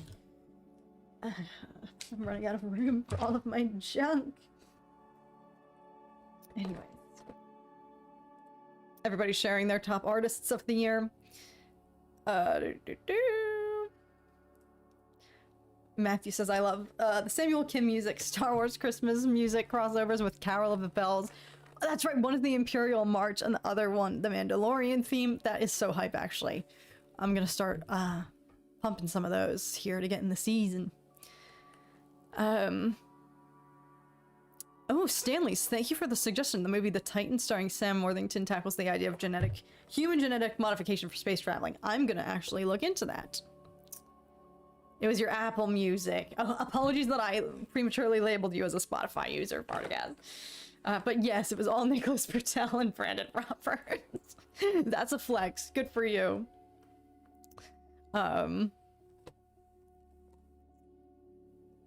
My number one artist was Lindsay Sterling. Heck yes, Sean. I would expect nothing less for you as well. We had K-pop and Eminem for Bubu. Sorry, my chat's glitching out. Which sums up my playlist. Hey, that's a good range. That's range right there. She looks like she's just had a pub fight. Now, that's not a bad thing. She's supposed to look a little beat up. A little chopped, as the kids would say. A little unk. Now, hang on a second. A confession. That's gonna age me. I didn't realize.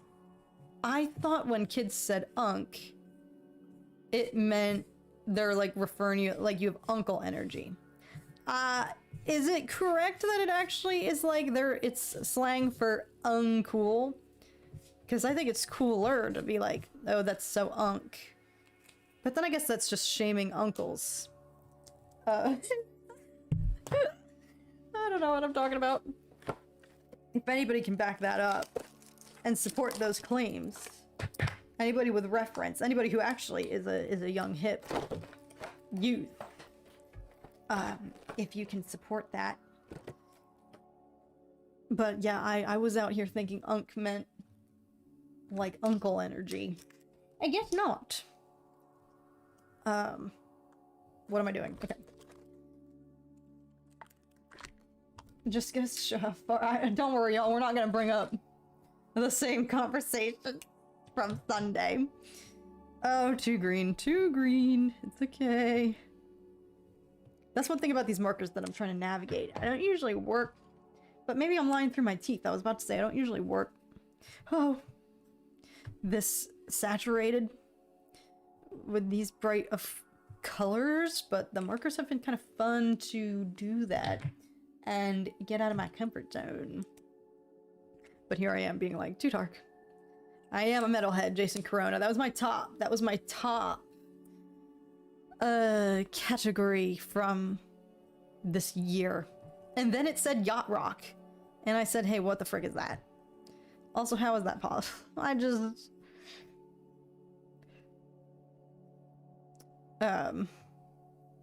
So yeah, my Spotify has a little bit of chaotic energy, but the middle has been my chief theme, my chief vibe for the past few years.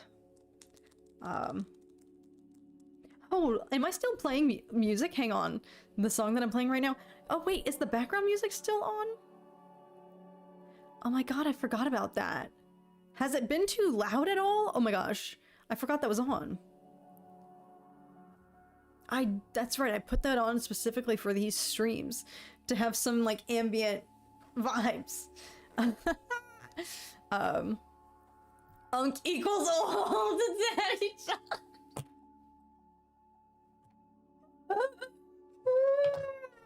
Oh god.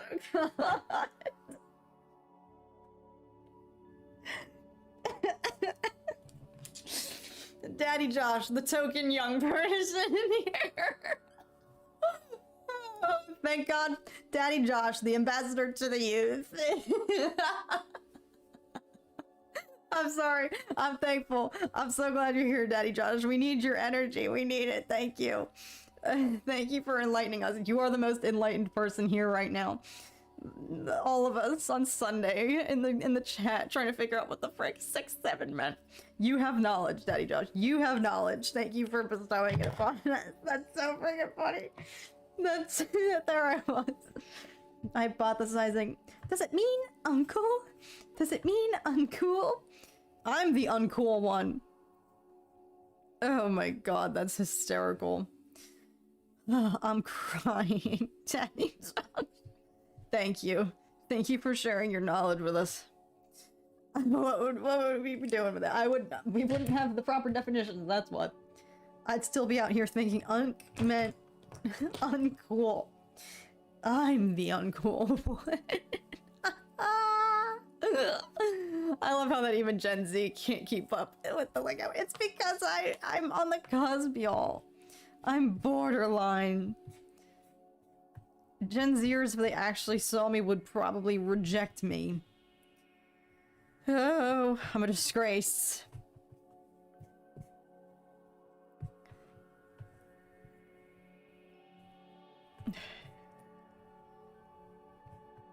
I wish it's kind of crazy. Was this the case?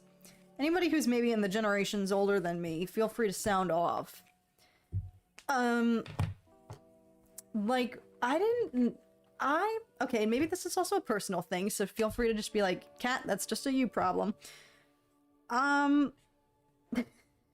Like, hypothetically, if I was, say, in a mall, which isn't, that's not a crazy hypothetical, but just say I'm in a mall and I were to see, like, teenagers coming my way, I'm gonna, or like even, you know, on the sidewalk, I'm gonna cross the street.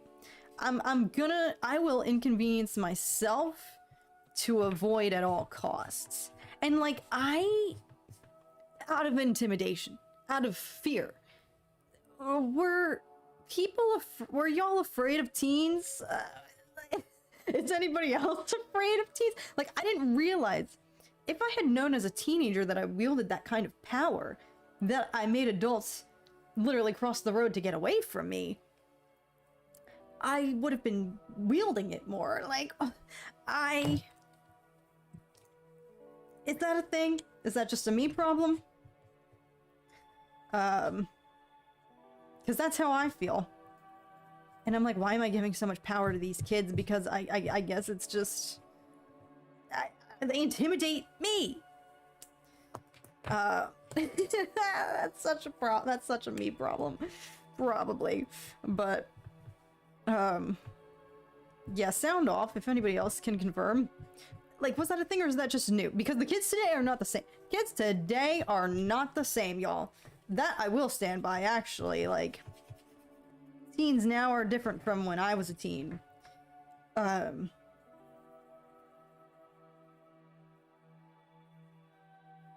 god. Alright, everything that's happening here is gonna get fixed. So nobody panic. Nobody get hasty, don't do anything rash. Ah! Frick! I say as I go to scream into the ether because I'm not liking what's happening. Calm down. But maybe that's why I fear teens, because I just can't... They have knowledge that we don't possess! And it leaves us guessing. Like, what the frick does 6-7 mean? What the frick does Unk mean? What is a Labubu? You know? Like, it alienates us from them, and that's obviously all by design, because every young generation needs their own language, or their own sort of hobbies, and... every generation needs something to make them special and unified. Something that binds them that the rest of us can dunk on. And that extends beyond. Nobody is safe from that. Every generation has something. But frick. I don't like what's going on. It's fine. It's fine. It's fine. I knew this was going to be crazy. I knew this was going to be a struggle. Groups of teens are more so intimidating. Oh, yes, Daddy Josh. If there's only one teenager in the vicinity, it's fine. Multiple, that is a pack, and that is dangerous. That's threatening. That is, yes, do not approach them in a pack. Here we have a pack of wild teenagers. At all costs, avoid them. And whatever you do, do not approach. When there are plural. Yeah, never in a pack, in a group. But yeah, if one teen, a non-threatening looking teen, was approaching me, no. As a pack, however, I'm gone. I'm taking the long way. I am crossing the sidewalk.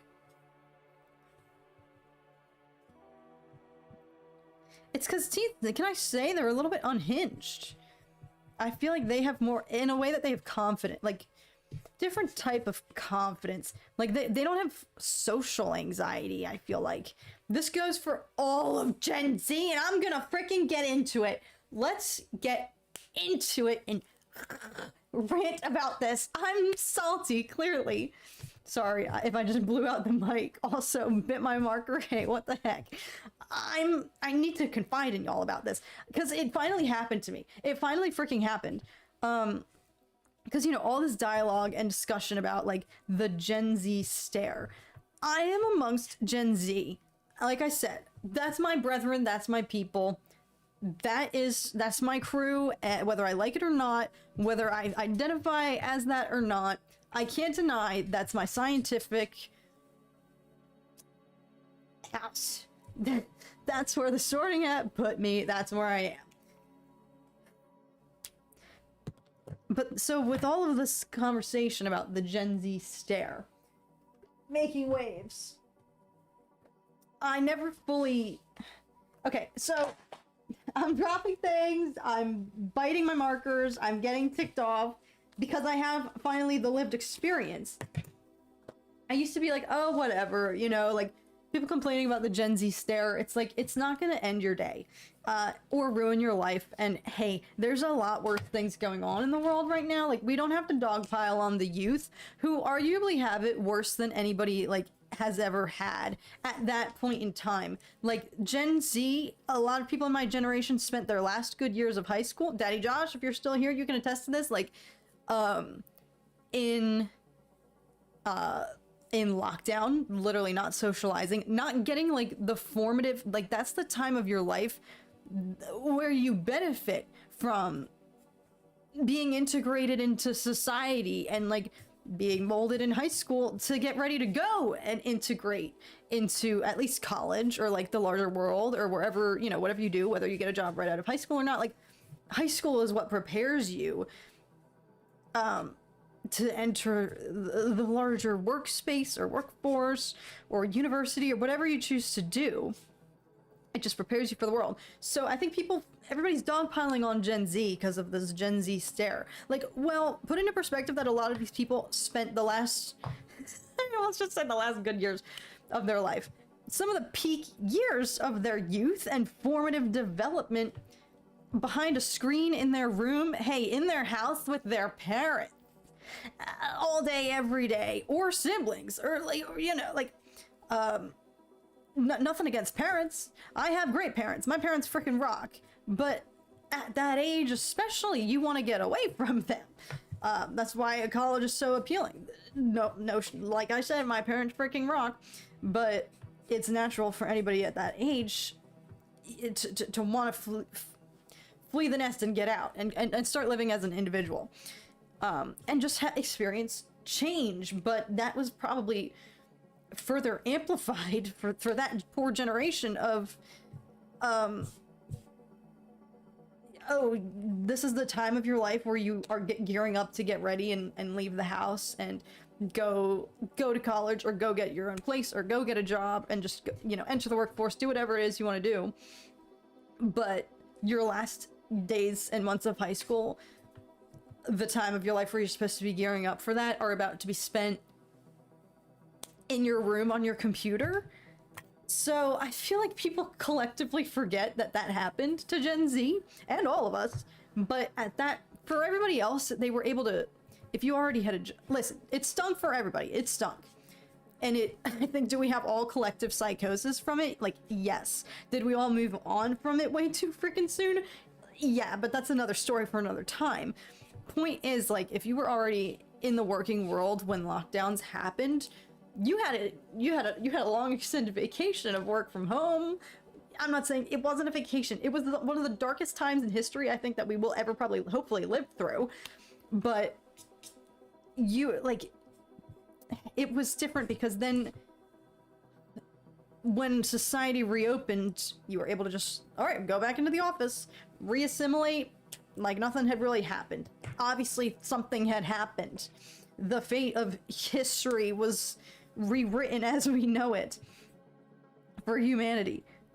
But for people who were already working or, you know, living their life, when that happened, like their day to day, it obviously threw off life for a lot of people. But my point is, for teens, they lost the last bit of like the world as a microcosm that they knew, because when you're in high school, that's a microcosm, like that is a microcosm of the world. It's a construct designed to prepare you for the real world. But a lot of these people lost exposure to that, and then their first years of what is supposed to be the most liberating time of their life, college, were also spent on Zoom potentially, or their college experience was rendered cut short immediately, robbed from them forever, because hey, people didn't know that it was going to extend for as long as it did. And so kids are getting what they think is an extended spring break, only to then learn my last year of college is... I dodged this, y'all, but I have sympathy because my friends were in it.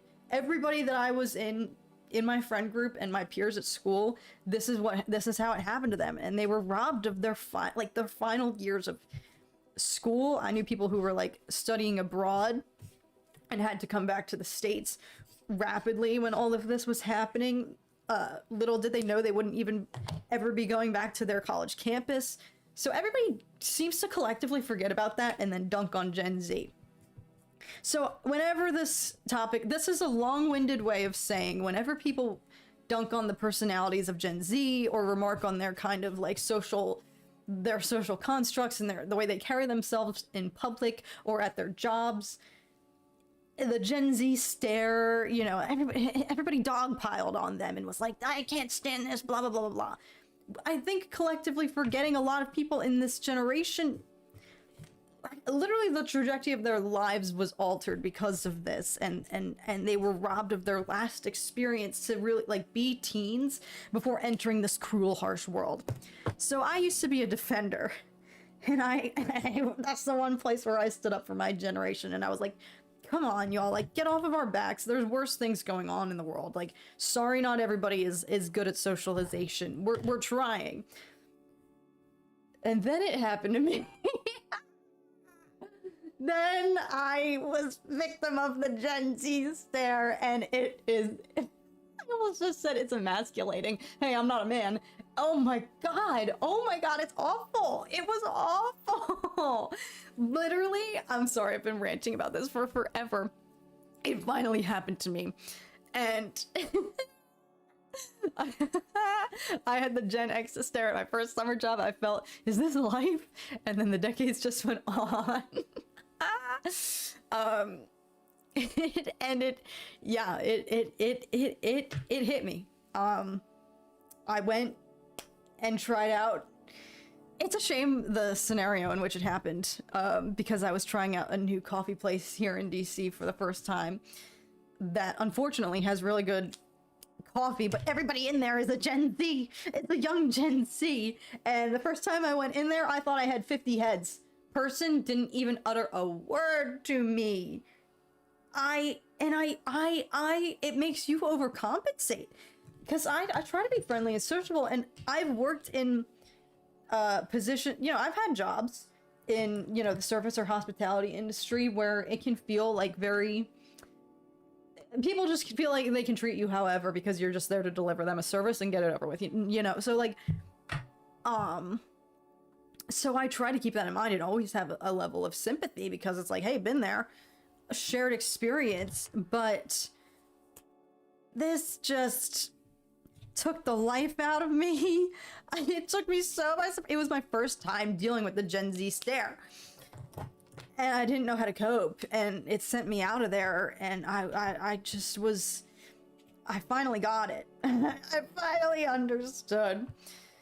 So maybe I should summon some of all of the freaking pity that I was just trying to manifest there, of putting it into perspective that, yeah, people in that generation were thrust into the working world following a global catastrophic shared crisis, with the same expectations of having the same level of social ability as the rest of us, even though they missed out on that formative time of their life. So I'll try to keep that in mind. but it's made me scared to freaking go back there. I'm scared. It was so humiliating. Like, I can't fathom, like, my biggest effort in life is trying to make, I can't stand, I am uncomfortable if I know that people around me are also uncomfortable. So it's like, if I'm always going to go out of my way to try to make people feel seen and just like acknowledged and comfortable, because I'm not having a good time if I know other people aren't having a good time. And if there's something I can do about it, like my brain just can't fathom like somebody asking you like, hey, are you having a good day? Like, how are you? And just staring back at them. No signs of life. What's that saying? The lights are on, but there's nobody there. Like, that is what it was. It was so demoralizing. It's just so hard for me to wrap my head around. So I can only have so much sympathy. But I finally understand. There I was, like, steadfast defending my generation, and I finally experienced it. And yep, Daddy Josh 2020 to 23 was the trenches. Yep. We still are. You know what, Sean? Good point.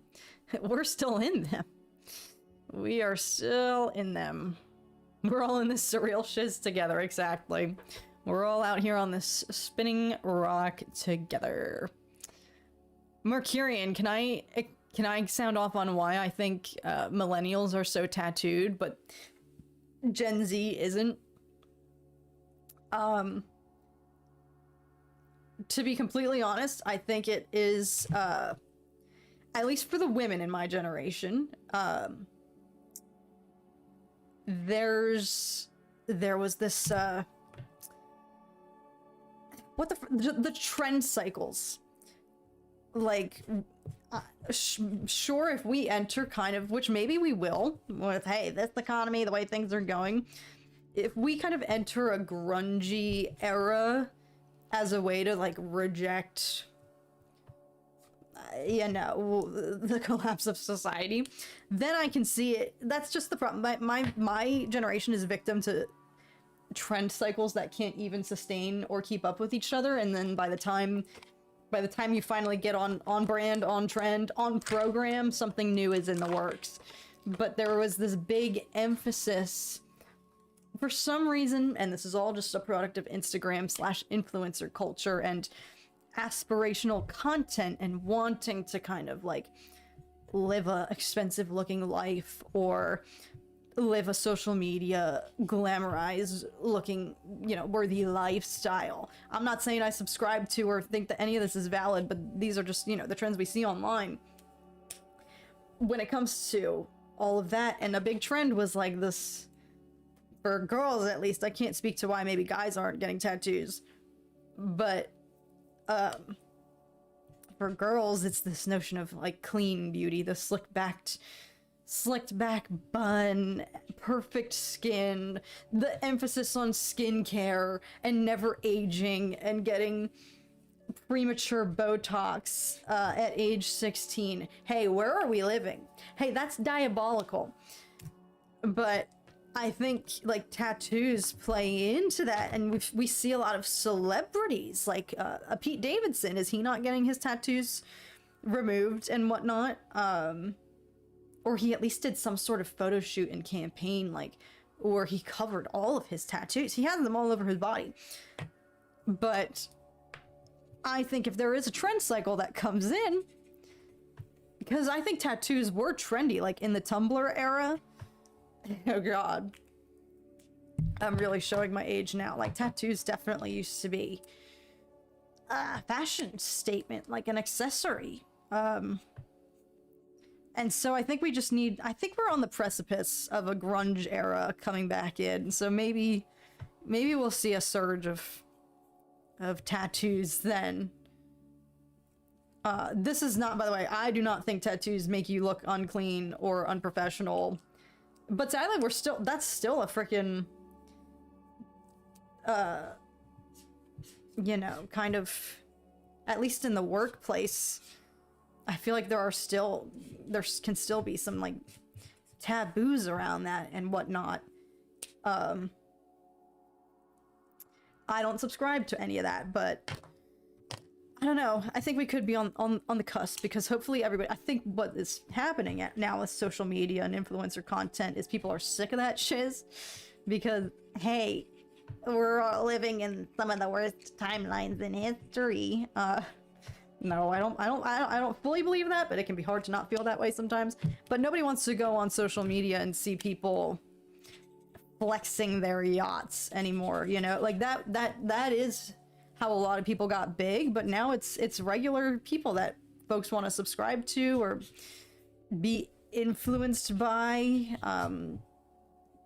because nobody wants to see anybody just openly flexing their wealth anymore. In my opinion, I don't have any interest in that content, because times are bleak, and that content used to be aspirational for people, but now it's not. So I think we're gonna, maybe we'll pivot into a grunge era. And I want to get tattoos. I want to get ones. I've wanted to get them for so long. I just can't commit. I want to just send it and do it and get one done and just have one over with, and hopefully develop. I hear people say that it can be like an addiction. Once you get one tattoo, you keep going back for more. So I want to get one. I have nothing against them. I think they're so cool and badass.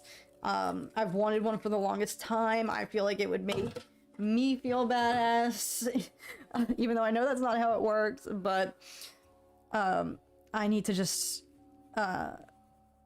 commit and send it, because the same way that something like plastic surgery and like Botox and body modifications used to be inaccessible are so commonplace anymore now, I feel like procedures like laser removal will equally rise in accessibility. Like, it no longer, I feel like, will be, if you get a tattoo in the future, I mean, isn't it expensive and painful, but I feel like it will follow suit similarly to how everything else in the beauty industry is going, or the looks maxing industry, whatever you want to call it.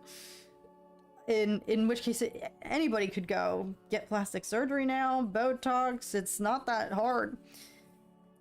Yes, there's barrier to entry. It's expensive, but I feel like the same will be for tattoos, which I think would be for, I don't know, it would be for the best and inspire more people to get them, knowing. But then it's not, then you're not sending it. You gotta send it knowing that's signed, sealed, delivered, and permanent. I'm just saying, I think there could be a future in which you see more people getting tattoos as a trend and then just getting them removed, because that's all everything is anymore, is just a trend. And then how can I, okay, bounce back to whatever the next trend is. If they get a tattoo while it's trendy and then want to get it removed, like, I just think that'll be common in the future. I hate what's happening here. I'm trying to remedy it, but actually, I don't fully hate it. Just stay locked in. Calm down. So that's my 2 cents. That was a long-winded 2 cents on why I think people in my generation aren't getting tattoos. But once it becomes like a trend, it'll pop off and everybody will do it. But right now we're seeing kind of like the pendulum swinging the other way. Like, a lot of famous people, famously tattooed people, getting theirs like removed and stuff. But it's easy for them to do it because they have the money and the resources. But I want to get a tattoo. I'll vlog it, y'all. If I ever bite the bullet and do it, I need to just send it. I really told myself I was going to get one this year, because this has been a very life-changing year for me in good and bad ways. And I kind of wanted to just like commemorate it somehow. I keep telling myself I want to get like a California themed tattoo, but I don't know what to do. I guess just new chapters of my life, opening and closing, and so I want to get some sort of... I need to just do it. Once I get my first one, I have to beat my older brother. If I'm the last person in my family to get a tattoo, it's down to me and my older sibling. If he gets one before me, I'm gonna be a loser. That can't happen. I'm the most artistic person in my family, and I would be the last to get a tattoo. I can't allow that. I do want to get a Darth Maul tat, y'all. That is gonna happen one day. I just need to freaking suck it up. Yes, the smaller patchwork tattoos. Yes, Fartagaz. And that's what I would do. That's what basically all of mine are. I would do the same, because I am not cool enough to get anything. Pew. But I know a lot of people who are starting with like patchwork, but then turning it into like a huge like sleeve. So, but yes, I want an arm sleeve. Yes, Daddy Josh. Oh my gosh. It's an adrenaline rush for the first day or so. Is that why they're addicting, Fartagaz? Like, I hear that. Once you get one, it becomes addicting, and you just then immediately start saving your money for your next one. Which is maybe why the smaller flat, like, kind of flash tats and whatnot, and like, the patchwork style you were describing are very popular now, because I imagine they're cheaper than to get like a full back piece or something like that. So that could be another thing too. Why those are trending. That's definitely what I would do. I'm gonna do it, y'all. One day I'm gonna get a Darth Maul tat. I have to just send it. Maybe it'll be a New Year's gift to myself. I just want to do it. I know I'll never regret it. I love Darth Maul. Yo, I have to do that before freaking his show comes out next year. Okay, that's new target unlocked. New goal established. We're gonna freaking do it. I'll get one. Me talking in all seriousness, fully knowing I'm gonna bail, but it's fine. Jason says, I'll only get one once a year, but I'm not gonna go crazy and spend thousands at once. Right, they can get up there. They can be costly. I can verify, says Nick. Oh, goodness. Usually under 100 for a small tat, depending on the shop's minimum, right? Like, that's super, super affordable. That's what I would go towards. I would never be brave enough to send it and get something big. But something small could be. Okay, you know what? It looks pretty good on the viewfinder. Normally I'm looking at the viewfinder and hating it. It doesn't look so bad.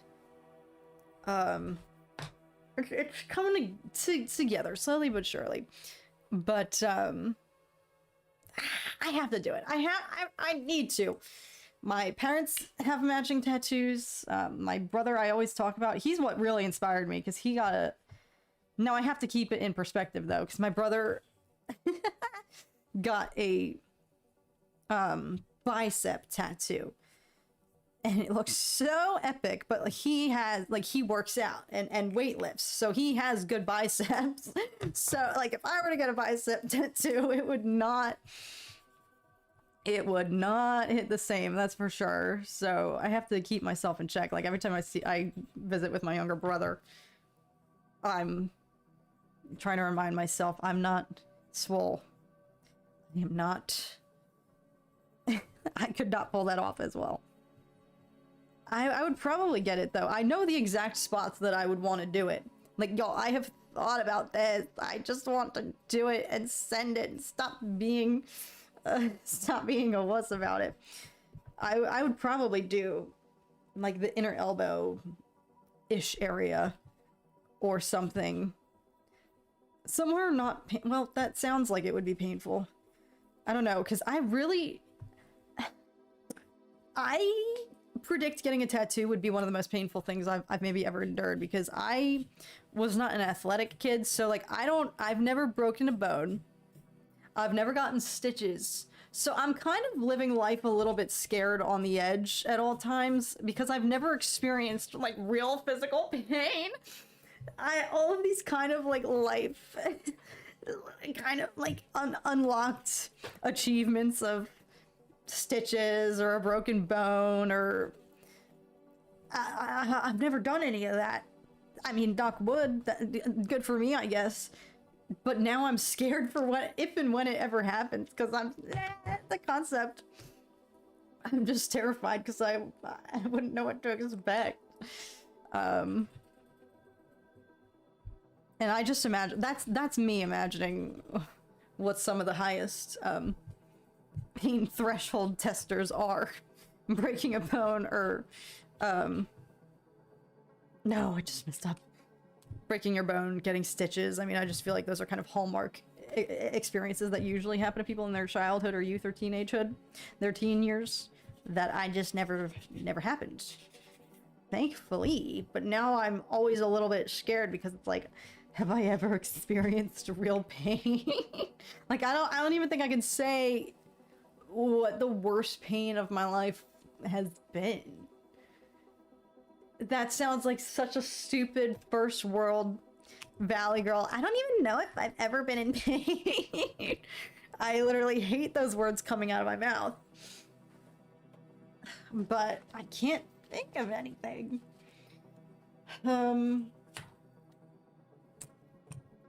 Oh, I know what it was. Braces. Holy shnikes. Braces? Braces. Yeah, that's what it was. That shiz hurts. And I had the rubber bands to pull your jaw. Mercurian, sorry, I've been going on a ramble. Thank you so much. Game over. I love the little ghost sticker. Thank you very much. That's very generous of you. The forearm isn't too painful, so I've heard. Holy shnikes, Jay, you can bend your wrist at a 90-degree angle backwards. Ow! I have also never broken a bone, and the tattoo plan is very bearable to me. Or the tattoo pain is very bearable, but also depends on where you get it. Yeah, I feel like everybody says it kind of just feels like a little cat scratch. But I've never had a cat, so I don't even know what a cat scratch is. Like, I just don't know. Every frame of reference people provide for, like, it feels like a cat scratch. It's like, all right, well, I've never had a cat, so what else does it feel like? I can't relate still. That's half the reason I want to get one, to just prove to myself that I can do it. I need to subject myself to pain to finally say that I've experienced. Oh god. And maybe then I won't be so scared if for whatever freak accident happens, if I ever did. I mean, I feel like I'm out of the woods now. And I saw somebody talk about this on Twitter. Like, when I was a kid, people were coming into classes, the boys in particular, but a lot of girls I knew too, were breaking limbs all the time. And coming in and getting their casts signed and whatnot. Like, I feel like I never see a kid on crutches anymore. I never see a kid in a brace or in a sling or with a cast with, like, the signatures from their classmates all over it. Why is that happening? I mean, I think I know why, because kids don't really play outside anymore the way past generations used to. I feel like, but kids still play sports. Kids are still sporting it up. So how are they not breaking it? I guess we should be grateful. I guess that's a weird thing to complain about. I never see kids with casts anymore. I'm not complaining. I just think it's interesting. It's like when I was young, I feel like every other week somebody had some sort of cast. And I remember always being salty because I was like, one day if that ever happens to me, I want everybody to sign it. But I don't know. I guess that should be good, a celebrated thing. But I'm also not a doctor working in a hospital, so maybe if there's any doctors here, you can sign off and be like, no, kids are still breaking things. Kids are still getting frequently injured. Alright, this is not the direction I thought this was gonna go. That's okay, but I think I think I need to... Sorry. I just stabbed my nail as I said that. I need to...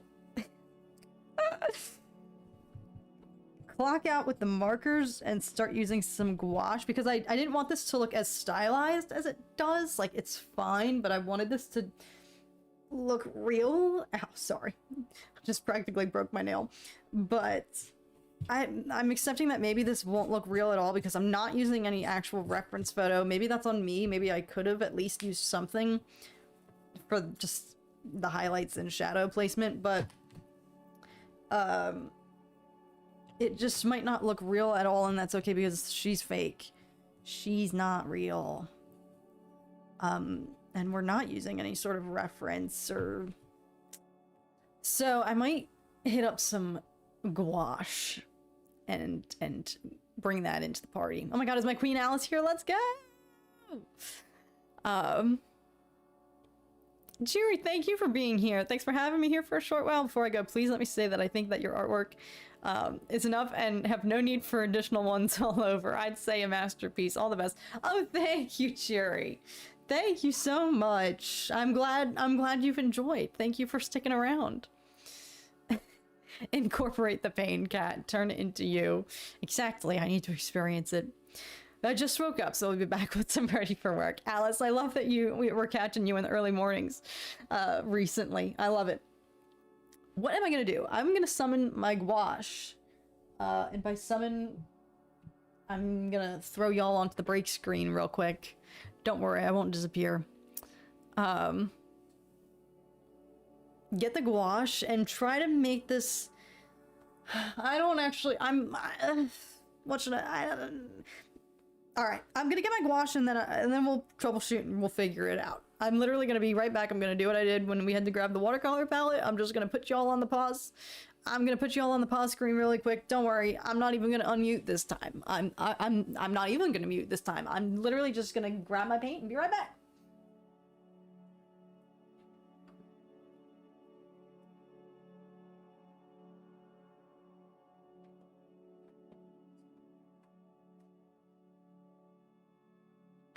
Oh.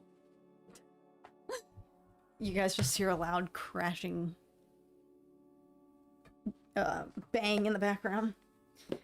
All right. Lock in. Let's figure out what's gonna happen here. Okay.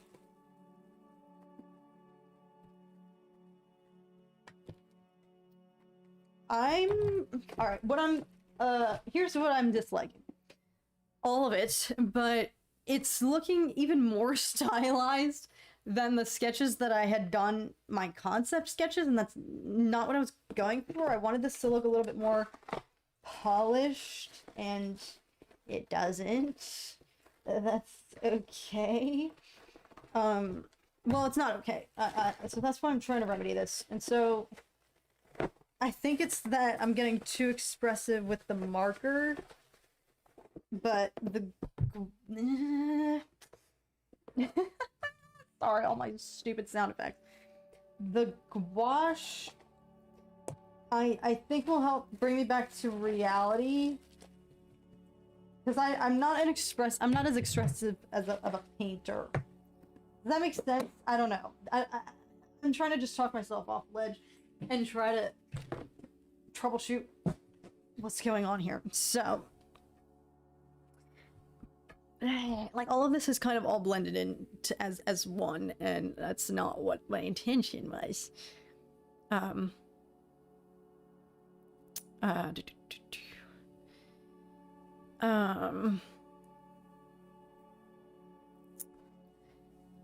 am I saying? What's up, Hayden? Thank you for joining. I don't know if I articulated any of that. We're just going with the flow and figuring it out as we go. If y'all could see my desk right now, let me just do a quick little panorama. Hang on.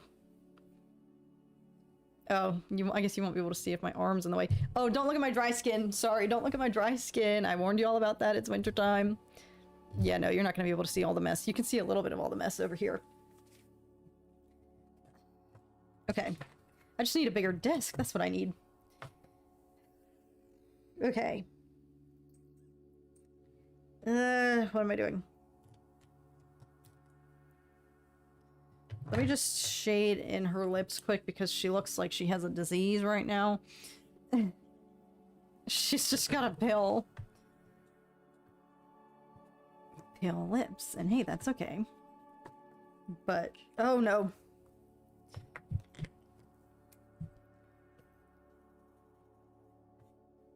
Oh god. Now she looks worse. It's fine. We'll fix it, we'll fix it, we'll fix it. Okay, believe, calm down, and believe. Okay. Alright, it's just everything about... I need to bring back my concept sketch as a reference. You can't see that. Well, I guess this definitely does look more stylized than well... God dang it. Okay, it's fine. Okay. Alright, what am I doing? Alright, hang on. Hold your horses. Okay, me talking to myself. Pretends to know what gouache is. It is just basically like a thicker variant of watercolor. It's more opaque, and it's not meant to be like watered down as much. You can. I water it down all the time, but I think you're technically not supposed to. I just do that because I like to, but it's easier to control in my opinion than watercolor. Like y'all saw the struggle with the watercolor earlier today. How long have we been going for? It doesn't even feel like it's been that long. Okay, well, holy frick, it's already okay. Well, we started this basically at like 1. Oh my god, that means it's been 2 hours. Shnikes. Okay, lock in. So here's the thing. This is about to be a first for me because I've we're about to mix what might look like the most vile color ever, and you're gonna be like, Catherine, that's supposed to be her flesh color? Calm down, ride the wave, just have some faith, Jesus take the wheel. But like I was saying, I want her skin to look kind of crappy. No, we're figuring it out. We're figuring it out. But I don't know. Maybe I'm just gravitating to the gouache because that's what I was using in all of our other paint streams earlier in the spring / early summer, and I feel like I have more control with it right now. I feel like I don't have control over this thing. It just took a mind of its own, which is okay, but like, listen, I don't hate this. I'll submit this either way. For my project, it's kind of just not what I was expecting, and that's okay. Life moves pretty fast, and you just have to rock with it. Okay.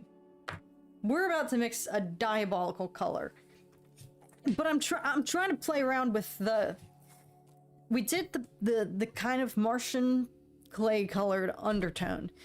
I did that because I wanted, like, her skin is she's supposed to be kind of like so pale that her skin's like gray, practically like translucent, because she's on Mars and she's vitamin D deprived. So I want her to have a lot of like a cool undertone with like blues to pop off of the can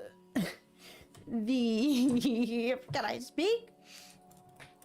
The orangey underpainting. But okay, all right, okay. We're just gonna try to mix a color and see what happens. And we're gonna just rock with it. Dry skin. Yeah, and y'all don't look at mine. I cracked myself in the face today and it looked like the mirror scene from Poltergeist. Oh no! That's one of my favorite horror movies though, so hey, that's actually kind of cool. She looks like she has been through the ringer. That's good, Jay. I want her to look like she has history and baggage.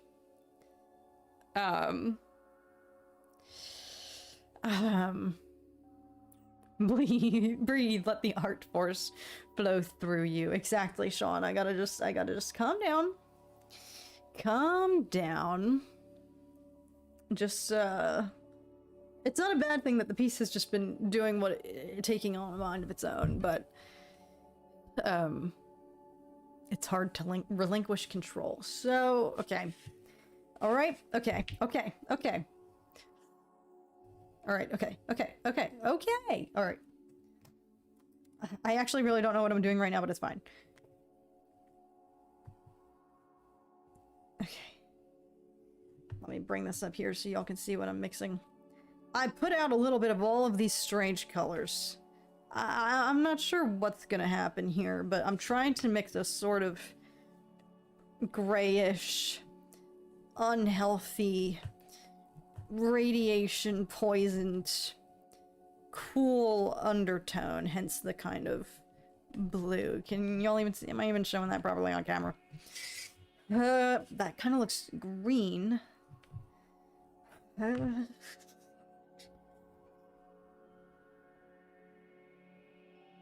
Okay. Hang on. I don't hate. Okay. Okay, hang on.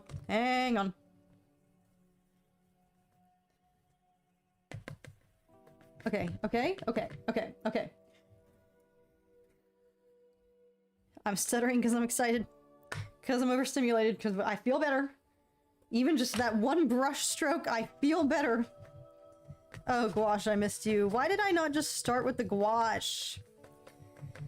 Oh. Okay. Why did I stray from my roots?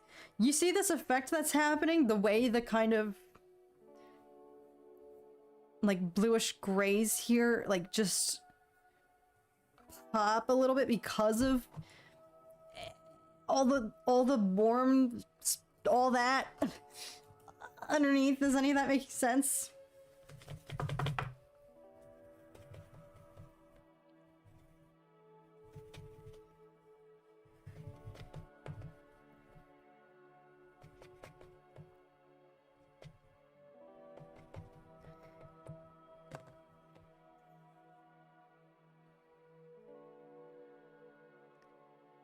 Sorry, I'm going nonverbal, but I'm just trying to figure this. Out. I think I need a little bit of a cool red. Where did I put it? Don't freaking smear the paint. That would be good, Catherine. Come on.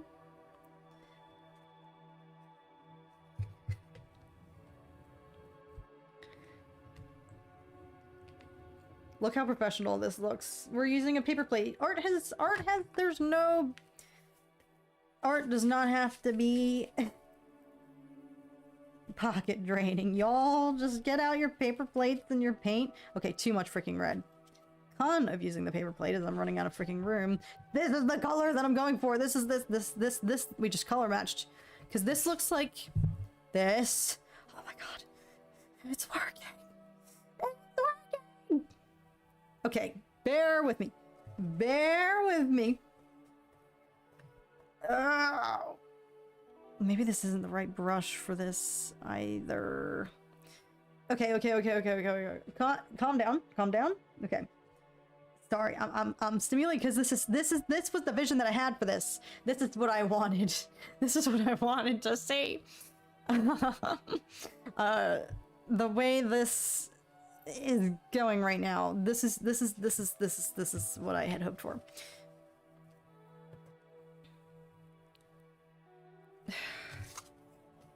Is it? Yes, kind of. Okay. Whoa, okay, interesting. Okay, hang on.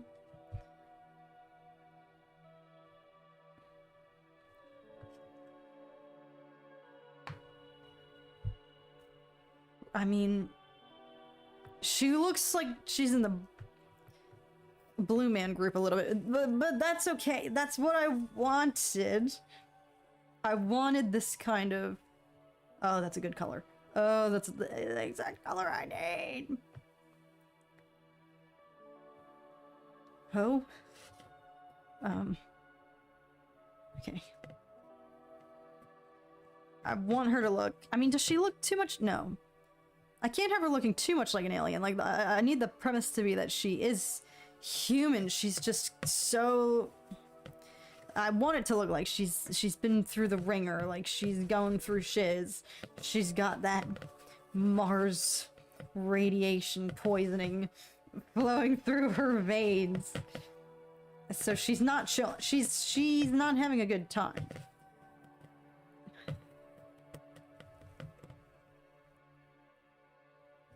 But am I getting too blue happy here?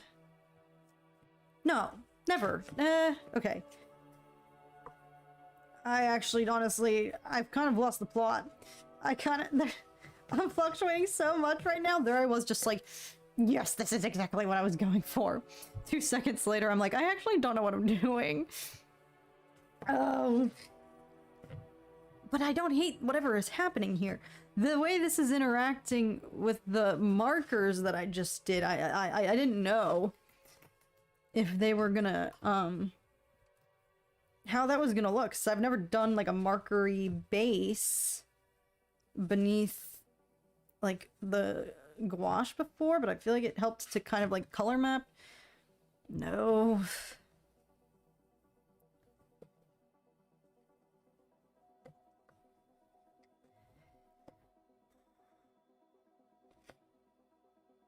Okay, alright, I'm getting a little too blue. She is a little too blue. Let's bring some color back. We don't want her to look like she's on the verge of death. Or worse, a zombie. We just need her to be a little bit pale.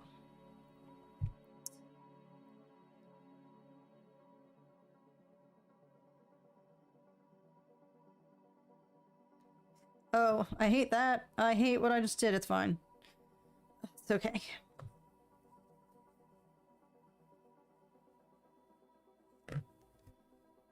Okay, better. Better.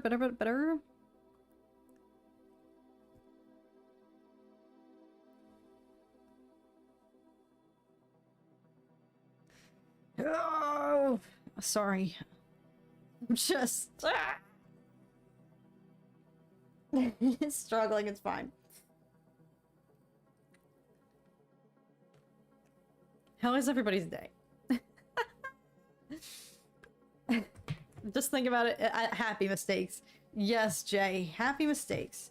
And hey, sometimes good things can come from mistakes.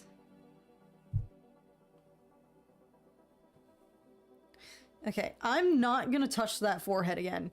What's happening is, I like how the gouache was looking where you could still see all this marker underneath it. And so therefore you can kind of like see the texture of the brush strokes.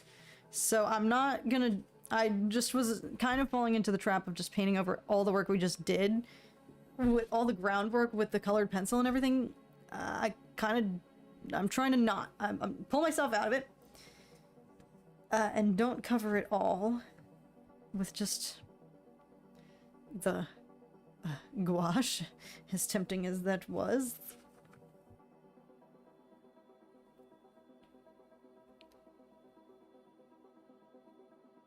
No, now that it just looks like she has a bleached mustache. No. Y'all, look at this palette. Oh, God. Okay, fixed it? Okay. This turned really, like, impressionist?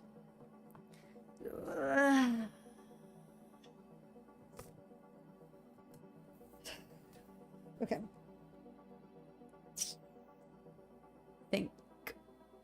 Think.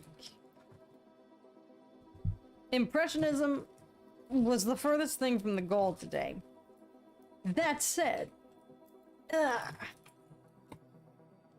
I don't hate everything that has transpired here. I'm just... I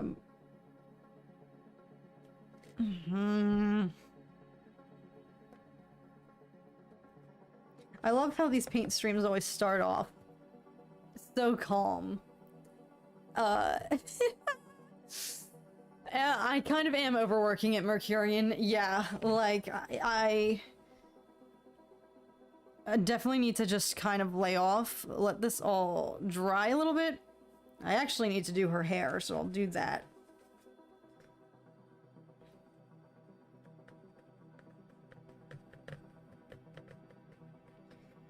But yes, in my efforts to troubleshoot, I'm eliminating some of what I still wanted to have, which is like the texture. Like this is what what's happening right here is what I am going for. Like having the underpainting, doing a light little layer of gouache over top, and then just letting it chill so that they're not competing with each other. And it still has this kind of life to it, but see how much more kind of almost dimensional, just doing a little bit over the top of what we did for her hair, that stressful darn hair, and then just having a few brush strokes, and then actually, okay,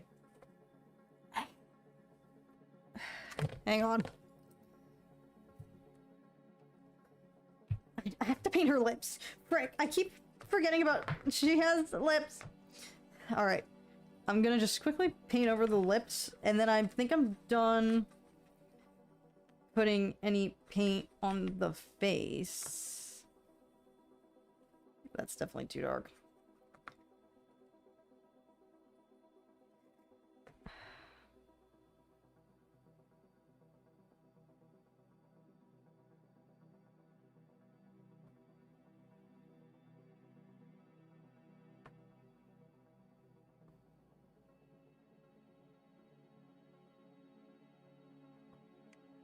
I'm gonna fix that, don't worry. Don't worry.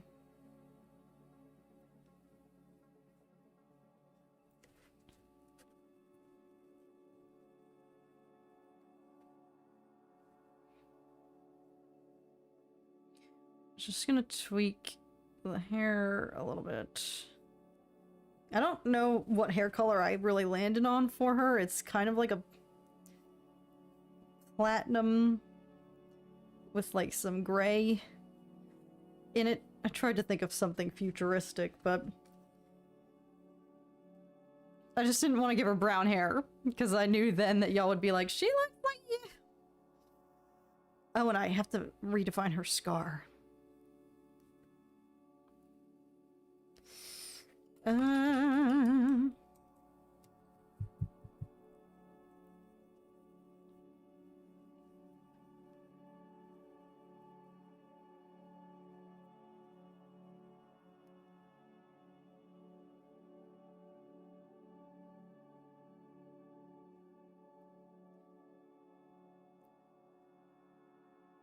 This is so not how I thought this was gonna turn out. But you know what? That's okay. It's not bad. It's just different. What a concept.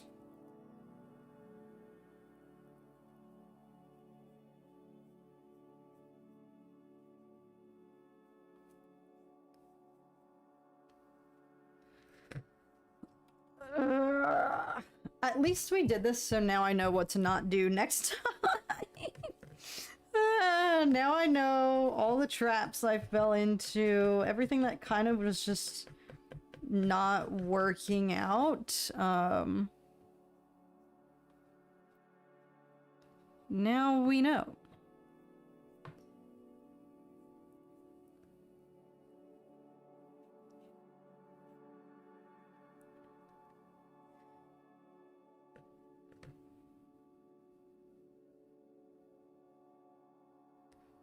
If I go nonverbal for a second, just bear with me. I'm trying to lock in.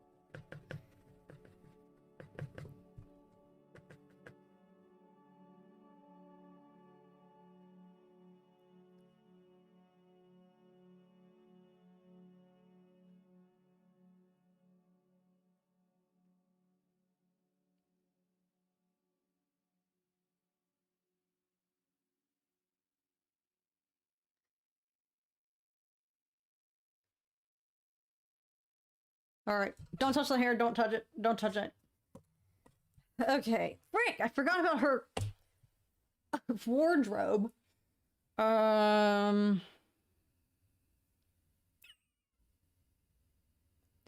That's, inconsequential right now. Okay. Did that go the way I thought it was going to? Absolutely the frick not. It did for the first- y'all remember that exact brush stroke right there? Hang on. That was the full purpose of what I set out to try to achieve.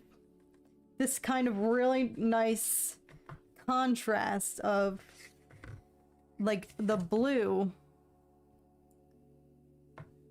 with the oranges of the rest of this piece. Then I got sidetracked. I guess I'm just gonna bring those back into the fold real quick. That was like the sole thing I wanted to accomplish in this, was creating a nice contrast of the blue. The whole purpose that we did the orange undertone. Oh, okay. Alright. Okay, so that took a little nonverbal detour for a second. Here's from the proper angle, because y'all have been looking at it. Just ignore me growling at it. Hang on, I gotta look at it. Okay, I immediately see things I need to fix, and I will fix them.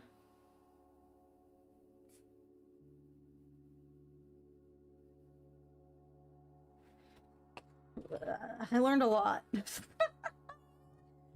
I've learned a lot today. There were vital lessons to be had here. And I knew that would happen. Because like I said, y'all, I don't know what I'm doing. This is all new for me. Concept art, original characters. Okay, so some things that have happened in the process. She kind of looks like her chin got broken.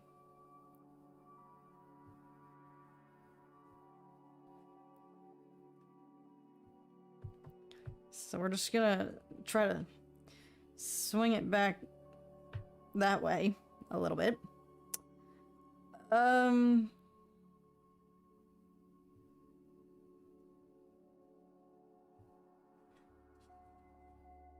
Oh, well, her scar got lost in the sauce.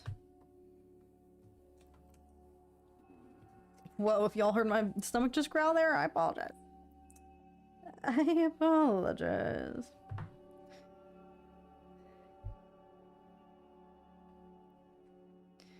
Ooh, if anything, I just made her scar. Ow, gorier. That's not a bad thing.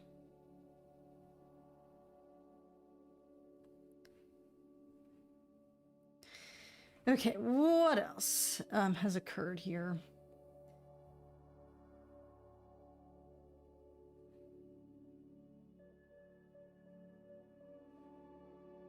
Okay, that helped.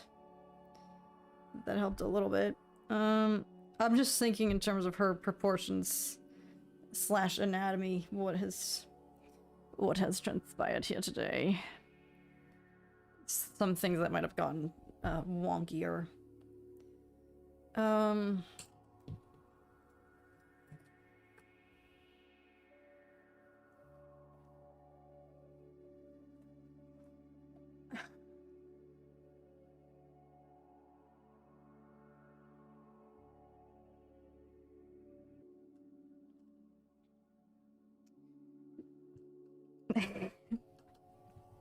I was gonna say, I kind of hate everything about this, but that is unsportsmanlike conduct against myself. But I'm just kind of a little just flabbergasted by how this took on a real mind of its own.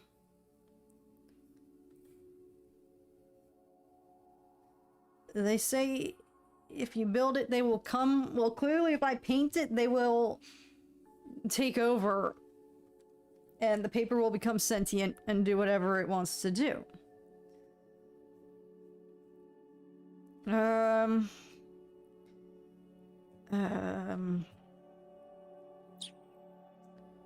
Okay.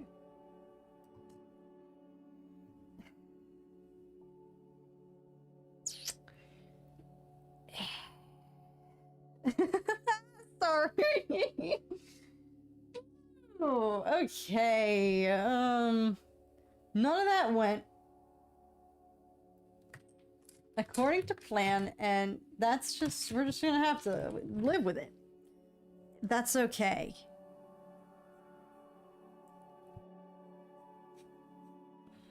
I never had a plan to begin with, so that's probably why it went off the... I can't even talk. Y'all hear me stuttering? Why it went off the rails. There were no rails. There were no guideposts here. There was nothing... I'm at the point where I'm talking in too many friggin' metaphors. There was nothing here keeping this tethered to any sort of reality, because I didn't have one. I didn't have a plan. But even if even if this is a total failure,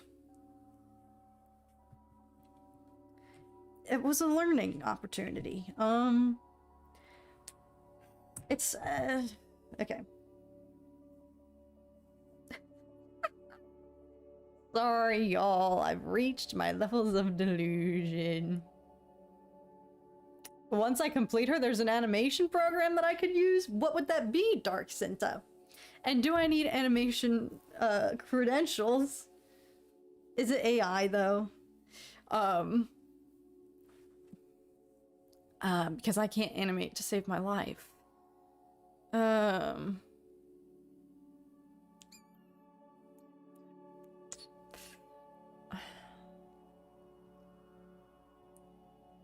Stanley, do you think this looks like Jamie Campbell Bower? Oh my god. What's up, Emeries? Sorry if you've been here. Sorry to everybody who's been here. This started wholesome and it spiraled and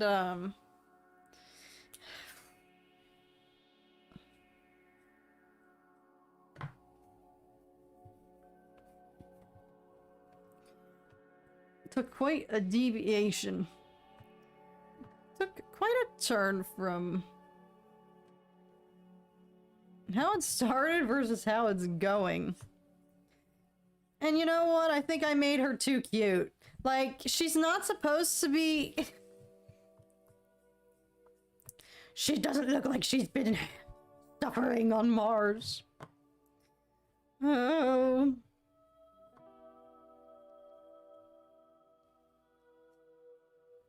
You know what?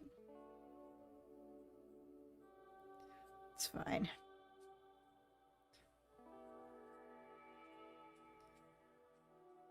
Frick, I keep forgetting her fricking uniform.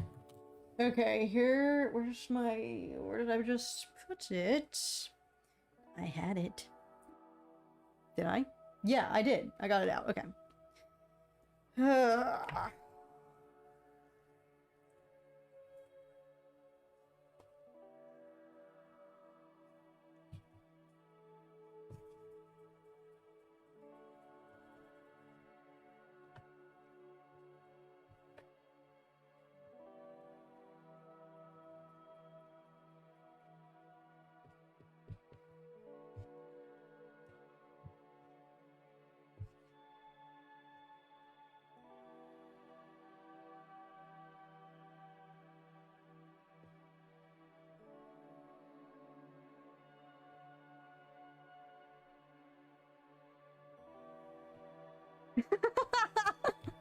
Me just pausing to stare at her like a disappointed parent.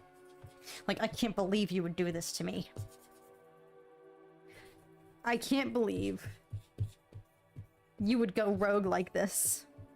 To me. I made you what you are. And you're gonna do that? You're gonna put me through the ringer like that?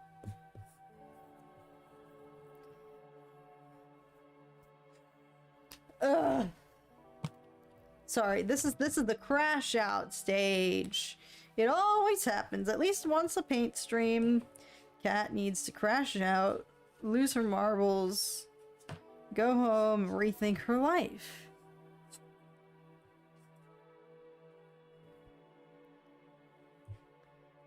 Ugh. Calm down. Sorry for all the growling. Sorry that this just in general kind of took a pivot. I just wasn't expecting.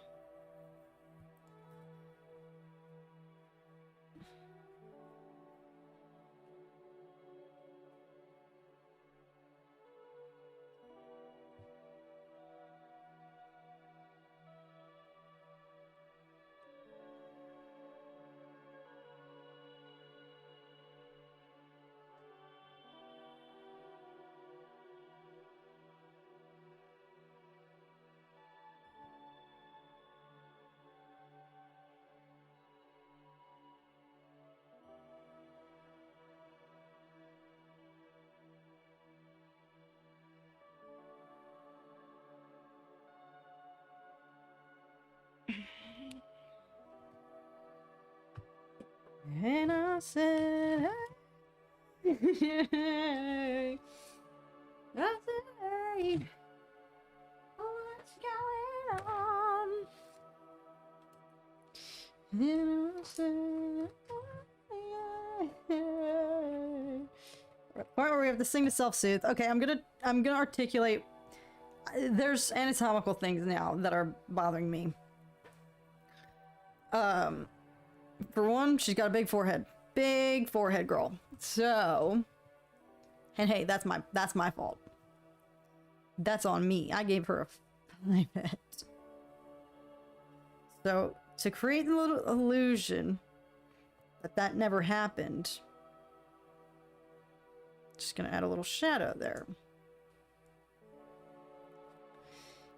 That's a lot of shadow. It's fine.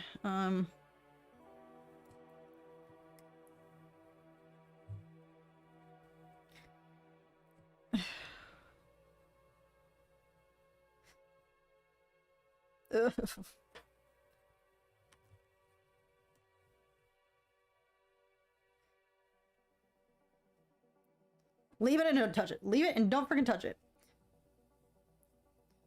Alright. Forehead addressed. What else is happening is that her face is...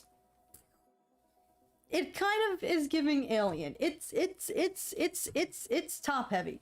It's wide. It is wide up there, so...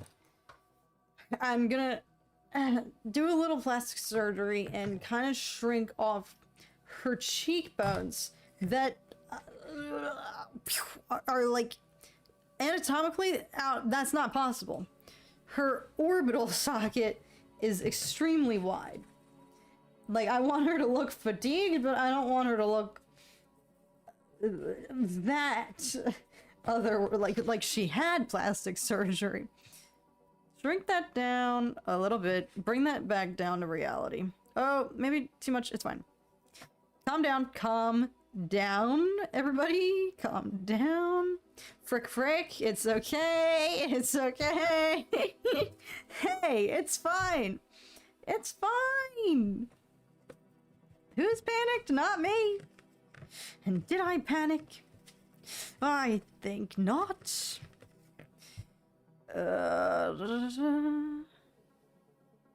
Calm down. That looks fricked up, but it's fine. It's okay. It's alright. It's fine. I guarantee I'm gonna look up in the chat and everybody's gonna be like, Cat, stop touching it! No! Never!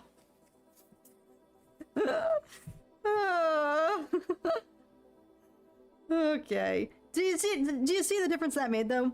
We shrunk she got masseter Botox and temple Botox.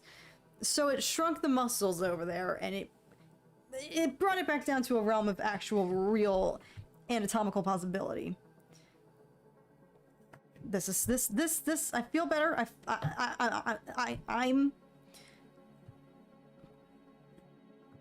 I'm trying. Okay, same deal on this side, arguably even worse.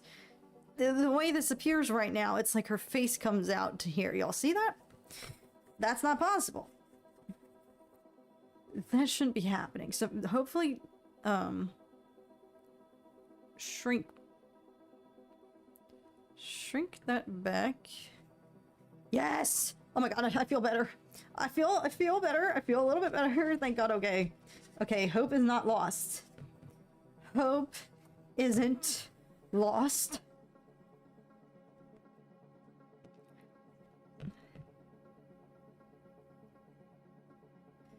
Then just, oh god.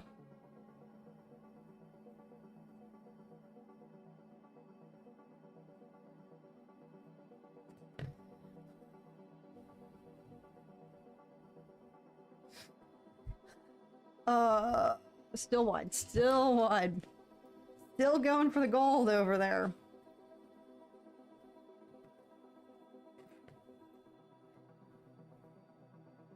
Come back to reality. You know what else it could be? I kind of haven't addressed her eyebrows, so I'll do that.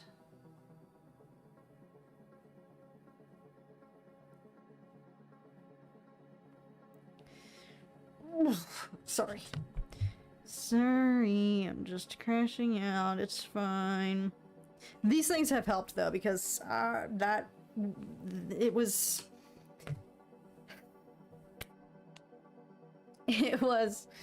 her face was wide. Her face was really wide, and like, yeah, I want this so. I've accepted that this is very stylized right now. This is extremely stylized. Doesn't look any different than the other frickin' concept art sketches that I made in my sketchbook. But you know what? Whatever. It's fine. It clearly was meant to be, so I'm not gonna fight it. But that's just interesting, because that's just not... That is not what I set out for here.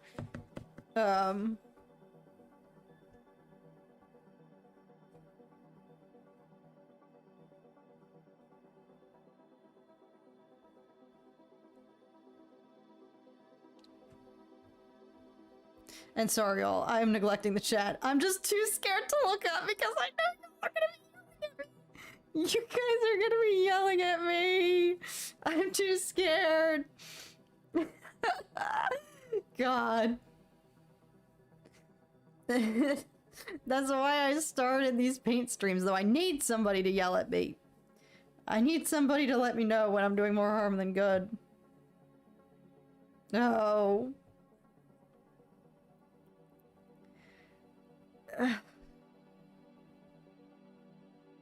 These help. Whatever we just did though helped, Because there were anatomical things that I cannot stand by.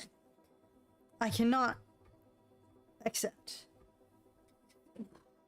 Okay, alright, I'll look it up. Hello, I like it. Thank you so much. Thanks for being here, Dark Sinta. I will look and see if I can find that animation program. Yeah, send it over my way. That would actually be really cool. Nice shading. You need to shade it with a pencil to make the lines look good if you want to. Yes, if I wanted to take back control, I would go in with colored pencil over this, but that is, I think that's out of the realm of question right now. I thought I was going for the 90s eyebrows. Should I, actually? Because that is one thing I was thinking about for her character, like, part of the symptoms of the radiation sickness would be hair loss. Now, yes, I ossified her hair up here, but maybe she keeps her head of hair and the radiation just takes her eyebrows. Oh, that just turned into a roller coaster out of nowhere. I thought this was gonna be the leisurely part. Alright. You know what? Her forehead's still massive. Still huge, but some things we can't change. Oh my god. Stop touching it. Okay, my turn. Stop.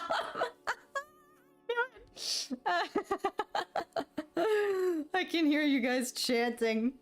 Shame. Shame.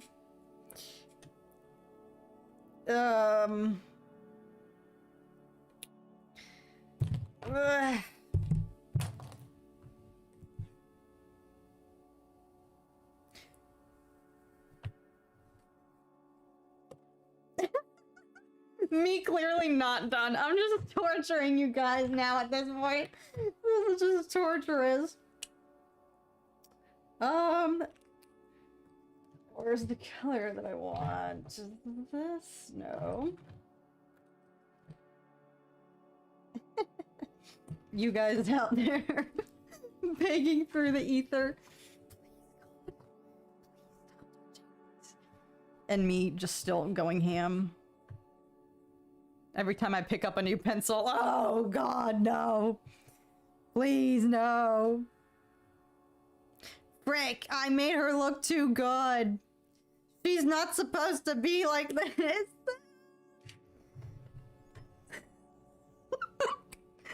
Oh, dear lord. Let's just amp up her eyebrow bags. That always helps.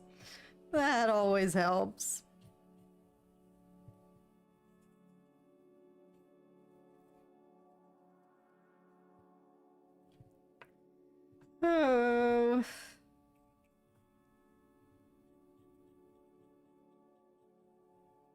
You want to hear something weird? This marker is working beautifully over top of the gouache right now.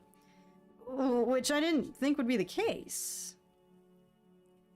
So that's good. That's the one good thing that is happening out of this.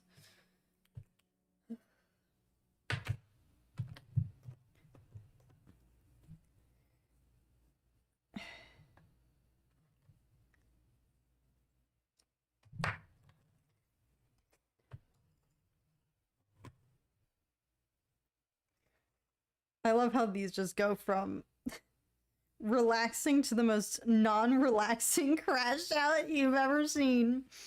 Me literally like doing everything in my power to self-sabotage.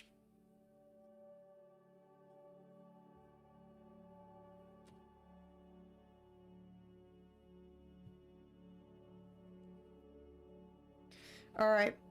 I'm gonna stand up.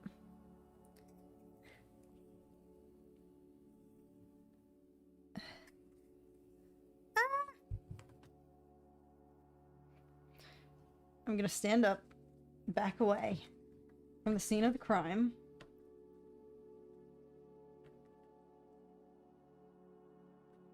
step away from the painting, miss. We will fire at will. I'm gonna get up. I'm gonna get up.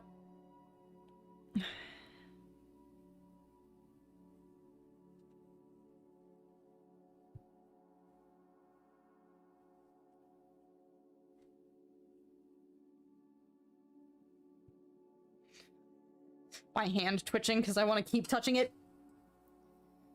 No! Oh, I can't fight it.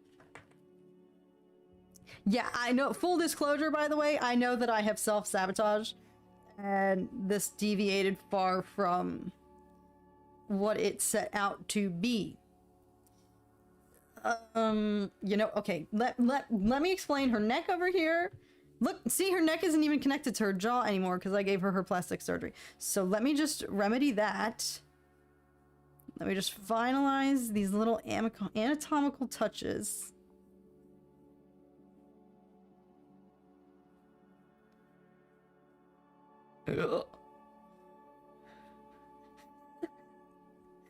Next time I do a paint stream, y'all are gonna boycott. Y'all are gonna boycott the paint streams because I just put you all through the ringer. Oh.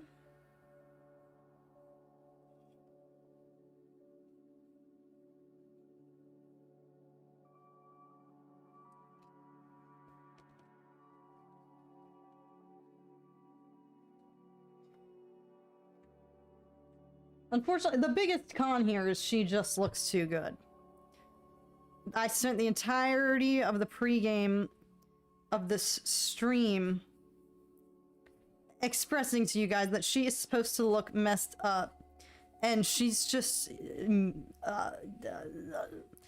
mewing on all of us right now. And that wasn't my plan. She is just looks-maxing. Alright, don't touch, don't touch, don't touch, don't touch. Here's what I'm gonna do. Here's what I'm gonna do. I'm gonna... Oh my God. Stand up. I'm standing up. I'm getting out of my chair. I'm out of the chair. I'm out of the hot seat. I'll be back in 15 if you're still on. I probably will be, Alice. We'll probably hopefully be wrapping up for the sake of everybody's sanity here because y'all are probably sick of watching my shenanigans right now. All right. Don't touch. Don't touch. Don't touch it! Stop me yelling at myself.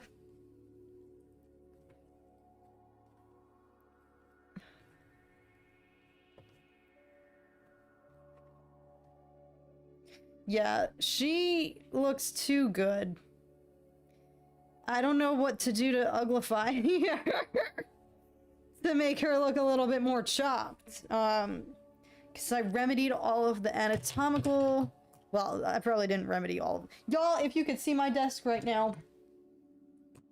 Oh, it's a mess. Just like me.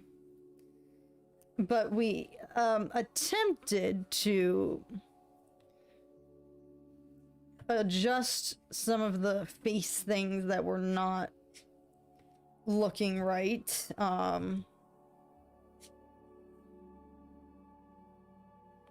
She still just looks... She's still... Me talking about a fictional fake. She looks too good!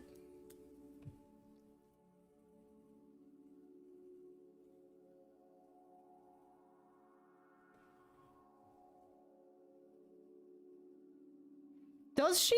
Or am I just in my head? Me asking y'all for validation about my fictional character. Is she too hot? God. I will say I'm happy with this kind of sadness that's happening in her eyes right now. But the more I'm trying to frick up her eye bags and make her just look a little more haggard, she just looks like an Instagram baddie. And that's on me. That's my bad. She just looks like a goth queen.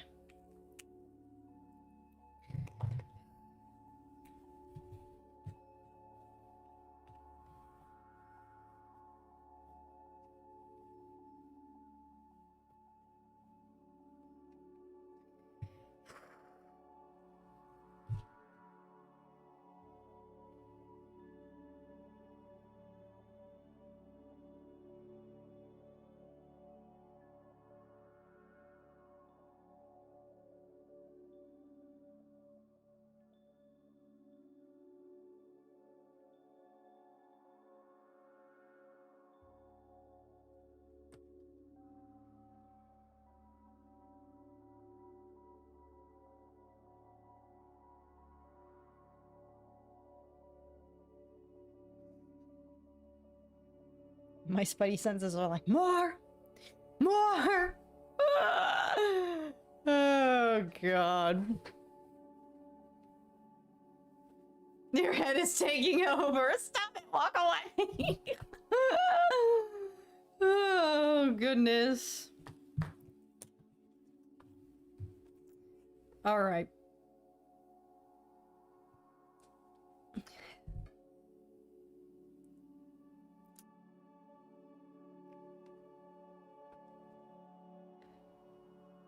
I think it has to be done.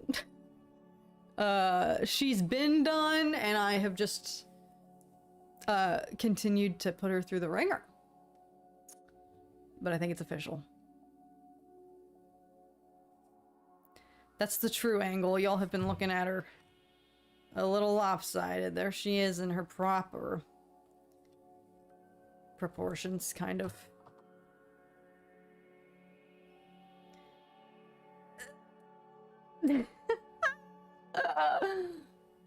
You know, I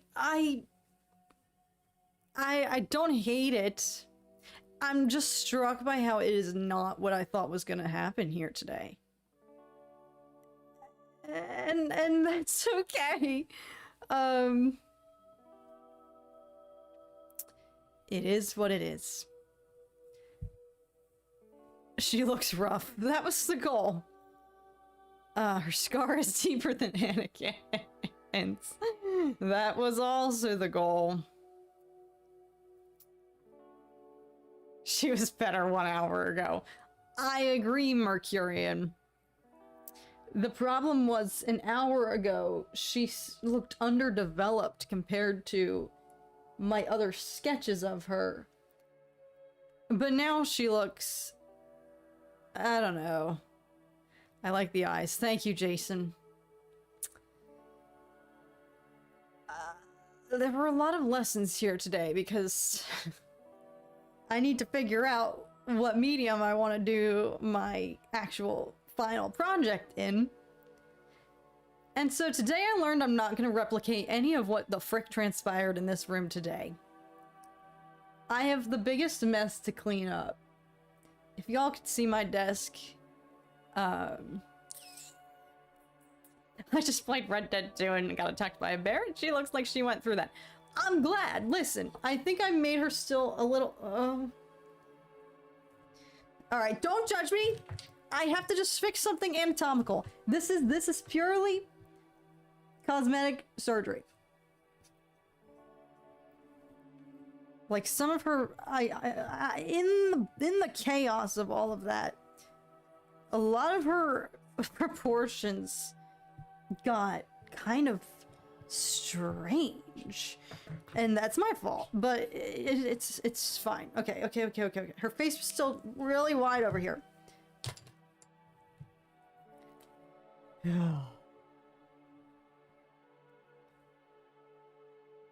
What have we learned here today?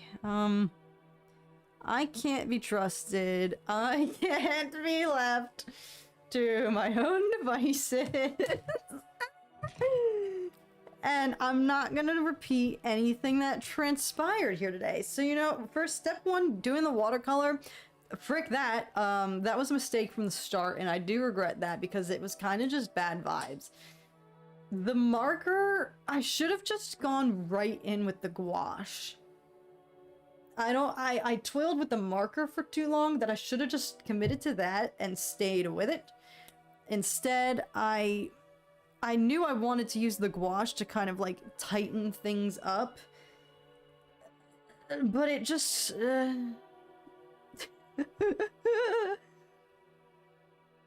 Listen, I've done worse. I don't dislike this at all. It is just not what I thought it was gonna be. In the slightest. And that's okay. That's also the fact that I didn't have any sort of game plan.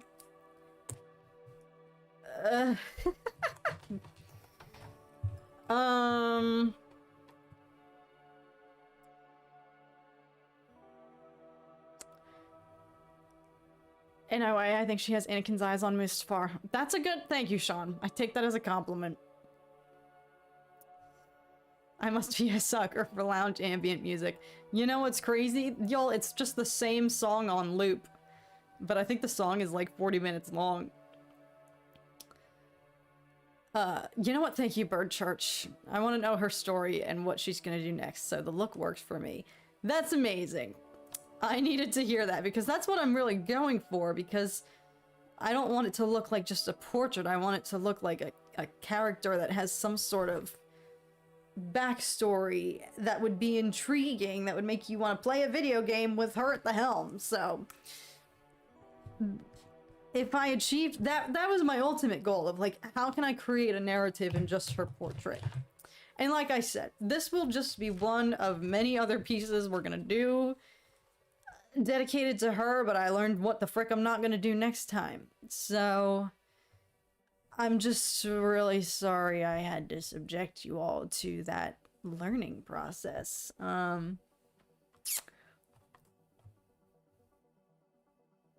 still like it. And now I've learned a lot. So, on that note, sweet lord, where are we? 4 hours later? Almost. It's been 3 hours. And it kind of went by like that. Holy frick. If y'all have been here the whole time, I know some of you are, Sean.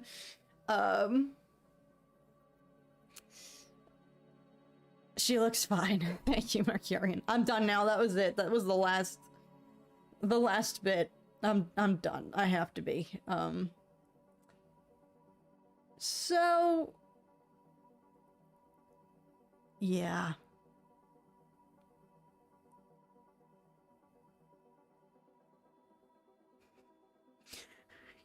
I still have the temptation. Okay. Yeah, there's definitely a point. There's always a terminal point where it's like, and I've always said this. I've told y'all this. Every piece reaches a point. There are a million other decisions I could have made an hour ago. So many other ways this could have gone. But we didn't make any of those decisions, and it's too late to make them now. It's too late to turn back now. So we just have to live with it for what it is. It is at that terminal stage where it's like nothing I could do to this is going to alter its core. She's gonna rework it, I swear. I can't. I'm done. I'm done. She's still going. Y'all, it's over. It's over. Officer, I'm done. Take me away. So, yeah. This was a lot. As always, you pick at it even when you're finished. Exactly. It's too late, Chapel. Exactly, Sean. Oh, it's too late. So, yeah, this was a lot. This was a... We're watching craziness unfolding. Everybody who's been here knows about the craziness. The craziness has unfolded, but somehow y'all just keep coming back. So... Alright. Deep breaths. It's a nice drawing. Thanks, Deadpool. I'm watching the viewfinder. It's mine is very lagged, so it just shows me from like 10 minutes ago, still freaking putting more, adding more to it. It's officially done. It's over now. Ring the bell. It's over.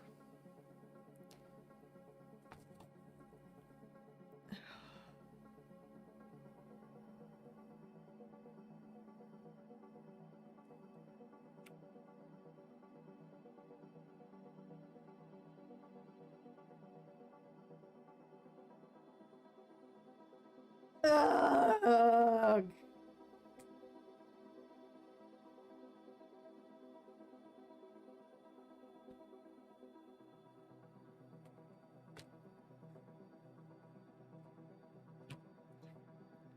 One more adjustment, because for some reason, this is something I can fix, and I'm going to, or else it's going to drive me mad. This darn eye socket over here. I swear this is it, and I'm done. Y'all probably don't trust me anymore, it's fine. Mercurian. Game over, I needed that, like... I should have taken that into consideration forever ago. When you first sent that. It's just her face over here is wide as heck.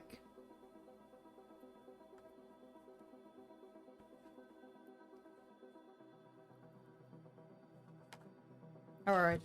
Nothing I can do is gonna fix this. Except what it is.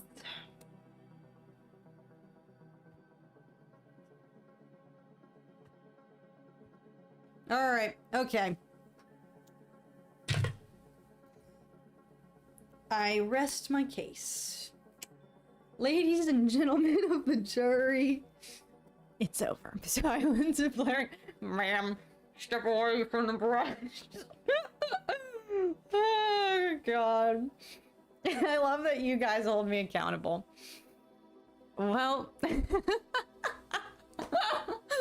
Okay, on that note, it's over. It's officially done. Doesn't it look better, though? Her face was out here. How did I not see how wide it was? Now it's a little bit within the realm of actual human anatomy before surgical intervention. FBI, open up. It's mine, my own, my friend. You guys crack me up. It's over, it's done. It's over. Okay. On that note, I'm gonna let y'all go free.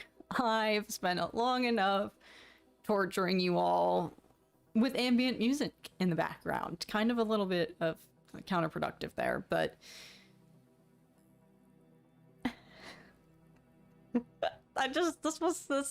this started, I had it under control. Can I be for real, y'all? When we quickly banged out the initial drawing for the portrait, I was like, this is going swimmingly. And then the universe heard me and intervened and had to humble me. I was like, girl, you thought.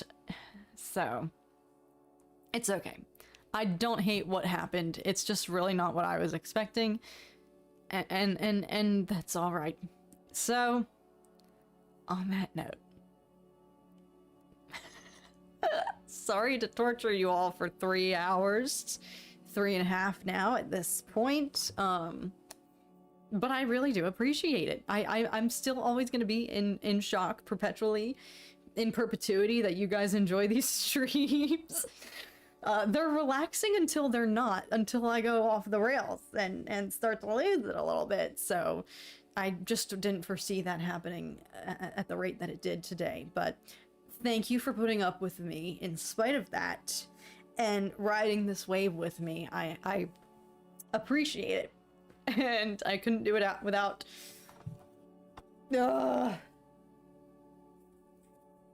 Just throw it out and don't look at it. I couldn't do it without your guys' moral support.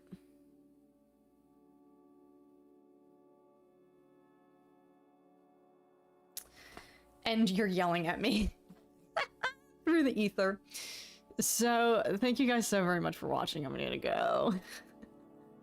Nonetheless, impressive that you did this from scratch. Thank you for it, guys. I appreciate that. You guys got to witness the good, the bad, and the ugly of the from scratch phase.